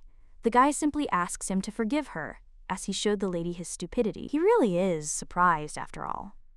Besides the trauma of internal wounds and curses, he didn't know congenital illnesses could be cured. Ishtar then wonders if he really expected her to fail, after which the guy claims that, besides, he hasn't seen her image in a long time. The main character asks if he's talking about the image of the goddess, and the guy replies that no, and that he is an ordinary priest, so he is not allowed to meet the goddess. He also thanks the lady for healing the baby, because the children of the temple love him very much. The girl then claims that if another kitten is sick, she will cure it. Meanwhile, the boy recalls how someone once told him to let her know if anyone gets sick, because she will heal them all. After which he claims that Lady Ishtar is indeed a kind person. At this time, the Sultan thinks about a special tip that holds a strong poison that can seriously injure with a light touch. It's hard to get, and there's only one person capable of it, but they still can't catch him. Based on the mercenaries' testimony, they searched the black market and found out the source of distribution. Virhan is behind all this. This man is Theron's uncle and had a bad reputation, so he decided to clear his name by joining Roxolana's family. Despite the risk, it is a shield that can be used in a pinch, after which the Sultan thanks at least for not being attacked in the palace. He also turns to Yevlon and asks if he's found out anything about the trading location. The guy replies that yes, they've heard it's located between the cargo ship docks. It looks like they'll find Dieter there. Another servant asks if the guy means the biggest black market dealer. The guy replies that yes, and a shadow magnate whose influence extends throughout the kingdom, as well as into neighboring countries. These people appeared 5 years ago and established themselves as the largest guild and became a problem. The Sultan then says that's excellent and that they should proceed with caution, after which the guy asserts that there is, and they will be careful. Suleiman also inquires about the weapons, to which one of the servants replies that the dock is small, so most likely not, but His Highness claims that perhaps they trade it here, and if their goal is to transport weapons, then this place is nearby. So they can split up and start searching, and if they find anything suspicious, they should report it to him immediately. A little while later, someone informs the Sultan that it looks like they were brought from other countries. Regulation of the arms trade has become strict, so it is brought in from abroad and, judging by its scale, this is big business. The guy understands that this is a black market guild, and they not only deal with competitors but also deal with private cooperation. In the end, it is the civilians who suffer, so the man claims that today they will attack them and destroy everything, and also expose Virhan's conspiracy. After which the guy tells them to surround the perimeter and make sure they capture the main conspirators. A little while later, one man claims that he doesn't know who these people are, but they look very important. He also claims that he will provide the required quantity, so let them decide on a date as soon as possible. After which he agrees and states that they hope for further cooperation, and the Sultan waves his hand. After which he screams, "Now!" and they begin the attack. Then the man with the suitcases of gold coins screams for his charge to stop them. He runs away and screams for the leader to be protected, but then the Sultan attacks him, causing the man to fall. And then he sees a sword near his neck. Suleiman says it's all over, after which the man says he's a monster and asks about the deal. But his interlocutor replies that he'd better watch his words. After all, he will tell them everything he knows, after which the man says no and uses some kind of artifact. It starts to glow, and then there's an explosion. Ivlon screams in shock at the gentleman, asking if he's okay. The man claims he's safe, then says the merchant has already fallen into eternal slumber, and asks what happened to the guild. The knight replies that there's no trace left, and asks what they should do. The man then tells them to take the dead bodies to the cells, and also bring records of the entrances and exits from the port over the past week. After all, they have to find at least one clue. A little while later, someone informs the gentleman that all the participants in today's deal have fallen into eternal sleep. The man then asks what happened to the cargo, to which the servant replies that they say the cart with the goods is heading to the kingdom. The guild members committed suicide with an exploding magic stone, but they took the cargo and can find clues, so the guy asks what they should do. But this man tells him to forget about it, because they have moved several times, and they will not be caught. And yet he's such a pain in the ass that he'll send this guy a gift. It would be nice to create a few incidents in the capital, so that they don't have to worry about such a trifle. After which the servant claims that he will do as the master orders. The guy with blonde hair tells him to get on with it and find new people with a smart leader, because he hates unnecessary noise. A short time later, the protagonist and the Sultan are sitting at the table with Hiram. The woman claims to have heard the news, and the girl helps in the stables and in the kitchen, where outsiders are not allowed, so everyone is grateful. The protagonist replies that she was simply doing what she had to. The girl also notices the cat in the Sultana's arms. And he says that, by the way, this cat is very handsome, after which he asks how old he is, to which the woman replies that he is already well over 15. And this is her first animal, which appeared when Sultan was born. Since they grew up together, this coat is also special for him, but due to old age, he can no longer walk. But he used to love to run everywhere. The main character then says that if the woman doesn't mind, then can she take a look? The girl also understands that he hasn't walked for a long time, and his backside is hard as a rock, although if she uses force, she can help him.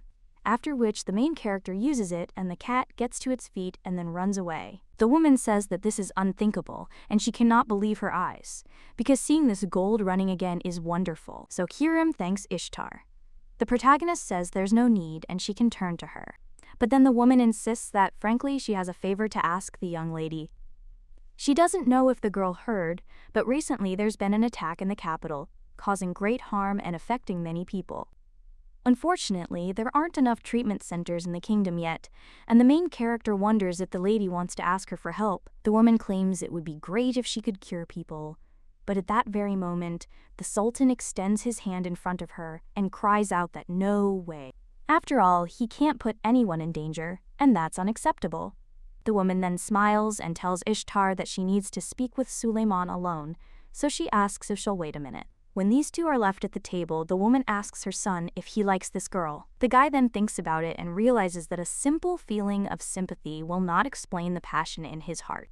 After all, he wants to protect this girl and see her bright smile, and it also seems to him that he is going crazy when he sees her tears and sadness. Someday, a girl will meet the one and look tenderly into his eyes. It's a wonderfully ironic feeling, and rejecting it would be wrong. That's why the guy claims that it's not enough to say that he likes her, because he values her more than anything in this world. Khurram asks if the guy knows the weight of his words, to which he replies that he does. And the woman claims that he doesn't understand how difficult they are, because if he values her, then let her give her the opportunity to show herself. If this girl is dear to him only because of her beauty, then it cannot be called falling in love. The guy then claims that he can at least protect her, but the woman screams that this is nonsense, and if he really wants to claim the throne, then he should slow down and look at reality. Let Ishtar show her the world and give her wings so she can fly. If the girl wants to be with him, she will stay forever, and only then can he truly be with her. Well, this girl is special, because you never know what danger is lurking around the corner, but you can't lock her in a palace like a cage, because that's wrong. Later, he will understand everything himself, after which the woman says that she thinks she will rest today because she does not want to hear his grumbling, so let him go already, to which the guy agrees. A little while later, the main character looks at her reflection and thinks the same thing.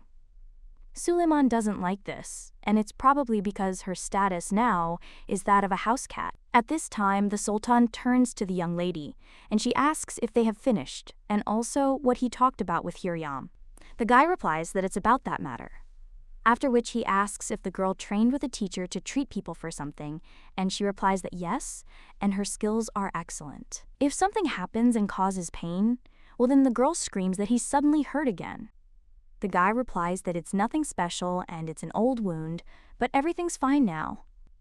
The girl also thinks it must have been hard for him, so after that, she leans against him. The guy is then a little surprised and asks Ishtar what is going on, but the girl just rips his clothes. After which he begins to use his power and tells him not to get sick, and also hopes that he will be okay, after which the guy realizes that his wound has healed. He also lifts the young lady into his arms, which surprises her, and the guy replies that it's good, and he would do anything for her. After talking with Cure, the girl visited the temple with Aziz. Of course, there was an uproar when the stranger became a priest, but after a test demonstration of her abilities, the discontent died down. Horror froze in the people's eyes, and then the girl realized what a frightening power she had received. But, by the way, she thinks, what difference does it make whether she is a witch or an angel from the world of gods? The young lady also turns to the teacher and asks if he hears the strange rumors that are circulating in the palace, to which the boys answer that it is possible. But people have always loved to gossip. But the girl wonders what if this gradually reveals her true identity as a cat. However, the guy then asks Lady Ishtar what she thinks it means to be sent by the goddess. The girl replies that it means being an adornment next to the Sultan. The boy replies that this is an interesting statement, and people say that the cat in the prophecy is a sacred animal. Well, the young lady thinks that this is nonsense, after which the guy claims that now is not the right time to reveal the truth. If it turns out that the cat from the prophecy is a person, this will lead to great confusion and the lady will face many temptations. The young lady then claims that she has already decided that she will help Suleiman and will not change her decision. To which the guy replies that, unfortunately, people will think so and they will make every effort to attract her attention and no one knows where this will all lead. The young lady replies that he is right, after which the guy claims that her holy power is incomparable to anything. Previously, it would have been enough for her to be recognized as a saint, and if someone wanted to use her for harm. The main character asks if he is talking about the saint, and this is the first time she hears about it, after which the guy shudders, and the young lady thinks what is wrong with him, after which she asks about it. And the guy claims that, in short, if she wants to help the temple healers, then she will have to control herself. So he suggests training even harder, which frightens the young lady. That same evening, she's already exhausted, wondering if she should really try even harder if she becomes a priest. At this time, the Sultan asks how the girl is feeling, after which she meows as if to say that everything is fine, and the Sultan understands that he misses her human form. Once a feeling flares up, it lights an indomitable fire in his thoughts, and he wants to tell her that he loves her and also ask her to stay by his side. But he must let her do what she wants, because they say that this is the only way to create a real relationship, which means the flame should be invited. The man also tells Ishtar that he has no one to talk to, and sometimes he really wants a friend nearby, after which he asks if she would mind if they talk today. And right now, if possible, after which the main character thinks this means he'll kiss her now, and besides, if she changes her appearance, she'll remain human until the morning, and will have to change again to last the whole day. The guy then says that, as expected, it's a bit difficult, and the main character thinks, what is he talking about? And that's not the point, after which she meows as if asking the Sultan to listen. And Suleiman claims that he is right to appreciate that she is nearby, but he must be too greedy, and it's his own fault he has no friends. The main character, Ottawa, merely meows as if to say, okay, let him do it already, to which the guy replies that, as expected, he has no one but her, after which he thanks the lady. After which he kisses her and the girl transforms into her human form.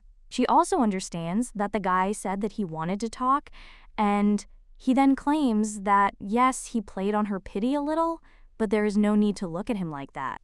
The young lady then asks if he was pretending, after which he replies that it is true and he simply really wanted the girl to be in human form today. After this, the main character only gets embarrassed and screams, "Is he serious?" But she thought that something happened. She also asks if he even knew how worried she was, after which the guy apologizes, but he pulls the girl closer to him and asks if she will fight anymore. The main character is a little surprised by this, and the guy claims that he is afraid he would have to be taken to the priests if she continued to beat him. After which the two smile, and the guy claims that something is really bothering him, so let the girl stay with him today. The main character wonders what the matter is, and whether he really has too much work, or is someone bothering him. After which she asks if something is bothering Suleiman and whether it might be connected to Dyatar. The guy is a little surprised. The girl claims that she doesn't know who he is, but she heard Theron and Roxalana's conversation earlier. They stood far away, and not everything was clear, only that he was going to send something to the capital.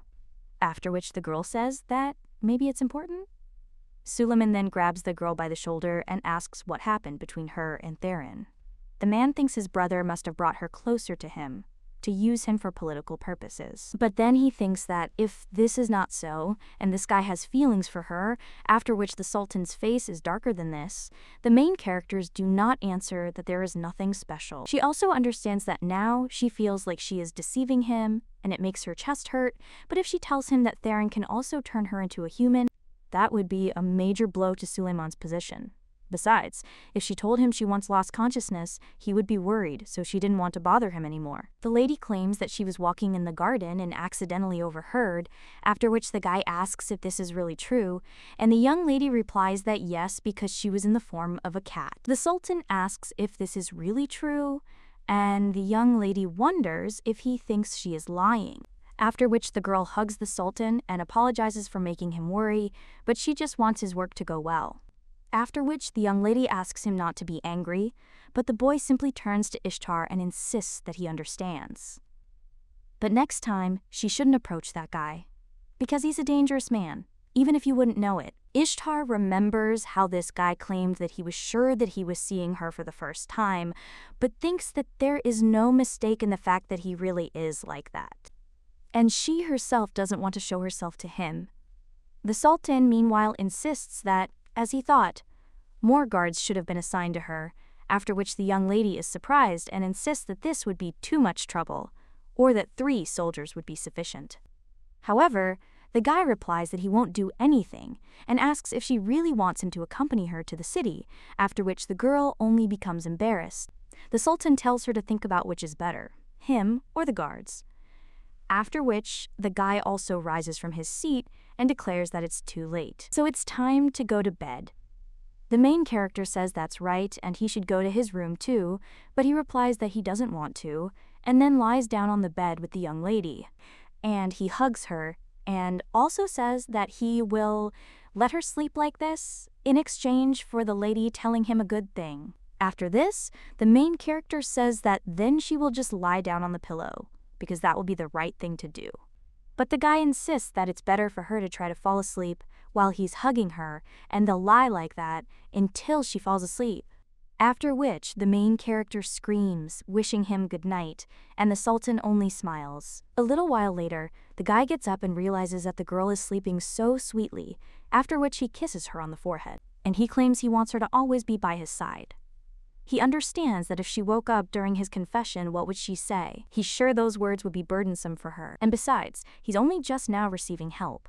If Ishtar says she wants to leave, she won't be able to help him with the curse that might return. But, oddly enough, beyond the pain, he fears the girl will one day disappear. A short time ago, the woman asked her son if he knew what the lady had asked her for.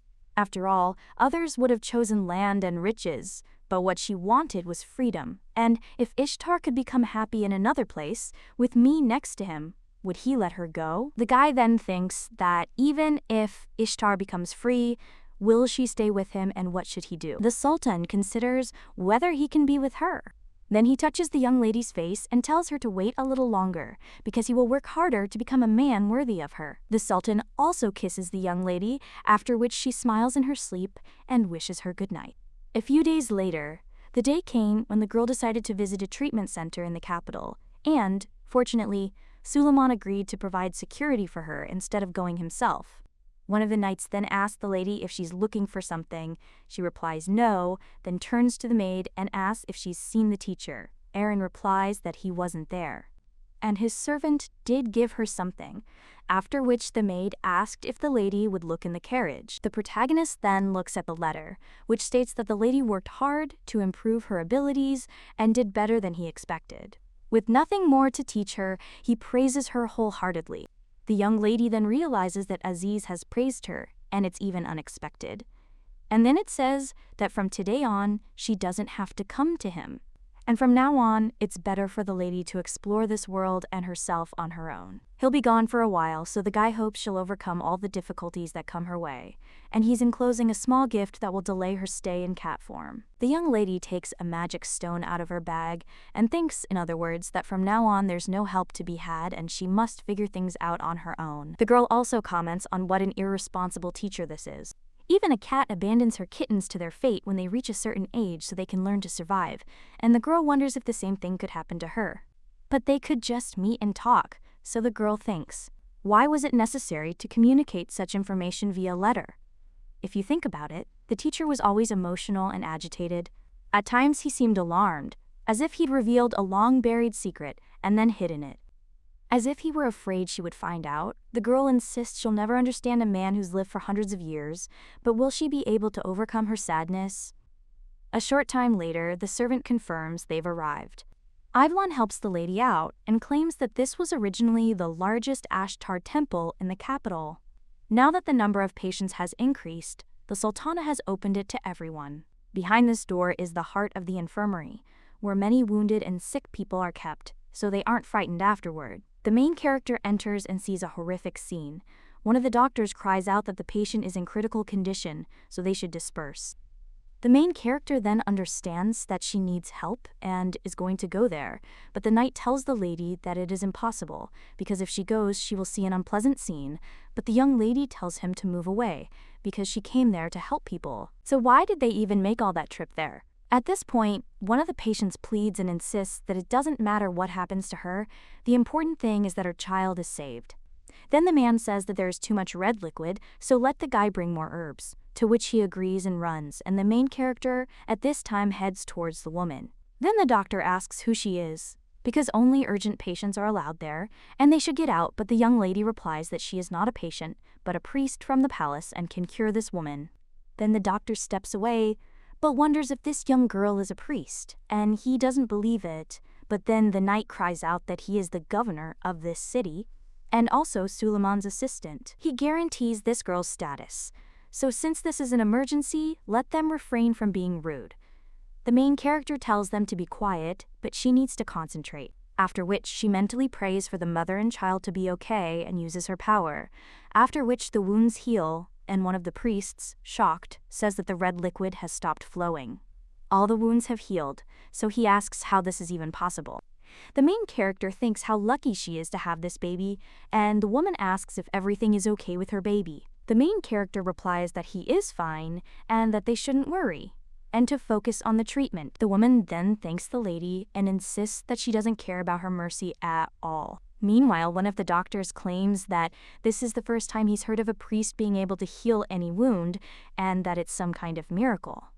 A little while later, a man is already sitting in front of the young lady and asks for forgiveness for the late greeting, but he claims that his name is Darkin, and that he also heads this treatment center and is glad to meet her. The lady surprised him because when he went out to meet her, he saw a blinding light, and the main character apologizes and also claims that the situation was urgent. The man tells the lady not to apologize and thanks her for her help, but the light was indeed too bright, so he asks if there's a way to hide it.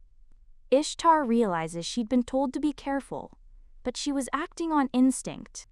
The man then asks Lady Ishtar if she saw those following them. After all, they were the patient's relatives, and they were there for the lady to heal them. The man also claims that they managed to send them back today, but next time they'll have to resort to force. Ishtar understands that she can't yet treat many people, so she must be careful. The man insists that he'll first tell her about the infirmary, seeing that it was originally small and divided into several sections under the control of the royal family. Recently, explosions have become more frequent throughout the city, and even more people have been injured in encounters with criminals. Due to the large number of injured, a treatment center was opened there, and when chaos reigns, children, women, and the elderly suffer, frankly speaking. The situation in the capital is dire, and chaos is everywhere. The main character then turns to Darkan and asks him to prepare information on the infirmary's condition. The man then says fine, but wonders what the ladies are planning to do. Ishtar replies that she has an idea. Meanwhile, Suleiman is fighting and realizes that territorial struggles are pointless. Unlike their reputation, they disappoint him. After which the guy tells Yevlon to sort out the area, to which the guy agrees, and the man also tells him to arrest and interrogate those who are alive, because the instigator of the unrest needs to be found.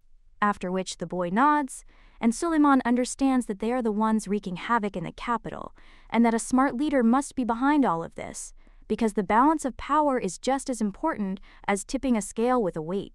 This incident was caused by someone who knew the situation, and he turned it to his advantage by shifting the weight onto the board, so Suleiman felt as if an invisible hand was playing with him. Taking on the role of governor, he analyzed the data on criminals clearly linked to Roxolana, but he only managed to learn the name of the guild.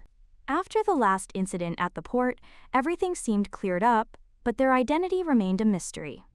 A short time ago, the knights informed their master that they had received information that the head of Diether was alive. They cleared everything out, and some started talking before the interrogation, after which the man asks what they said about the guy. They answer that about a month ago, there was a major conflict between organizations involved in the smuggling of prohibited goods. The number of supplies was sharply reduced in the place where the goods were supplied, and only a few were given monopoly rights. Suleiman then claims the conflict flared up on its own, but the knight says that, in addition to that, the organizations that were granted an exception incited their competitors to revolt. It seems they had prepared thoroughly. The man, meanwhile, is thinking about violence and territorial disputes, as well as kings indiscriminately occupying positions, and Ishtar at the center of it all. He's ashamed of his helplessness because he never wanted to let her go and promised to do whatever she wanted. The young man also recalls how the lady then told him the information she'd heard from Theron. The girl claimed to have overheard the conversation between the prince and Roxalana. They were far away, so she didn't catch everything. Well, Suleiman is just wondering if the girl was alone in his room. The young lady, meanwhile, claims she's certain they were talking about transporting some goods to the capital. At first, the Sultan was angered by Togo's presence, but the evidence suggests Diater's disintegration was a hoax. It was then that he realized the person they imagined didn't exist, as the truth of this information had been confirmed by Ishtar's testimony, and therefore the next target was the goods. The boy also thought about the 10-day deadline and understood that they must solve this case before the deadline, after which he turns to Ivlan and tells him to examine all the deliveries that arrive in the capital, and if they notice anything suspicious, then let him report it immediately. He should also, for a while, deploy the governor's entire available workforce, excluding her security detail, since they must restore order in the capital within a month. The young man then asks the gentleman if he has a plan. The man simply thinks his brother was mistaken in thinking he could manipulate him with such a pathetic trick. A short time later, someone asks if his colleague has heard the news about the temple, to which he replies, "Of course, because the whole neighborhood is talking about it. It's impossible not to know about this." And he heard that some priest's son with incredible powers had appeared. The other guy replies that it's all true, because everyone's going crazy, saying it's the incarnation of a goddess. One of them then asks if the girl really broke the magic stone without any power, and the other claims that at this rate she'll become famous, and people will flock to the temple. He replies to his interlocutor that, indeed, she supposedly came from Prince Suleiman. At this time, the man who is standing around the corner realizes that wherever he goes, everyone is talking about this girl, and the more rumors spread. This strengthens Hurrem's position as the owner of cats. Against her backdrop, the village of aristocrats will fall, and then she will deprive him of his head without hesitation, so the man thinks he must do something to survive.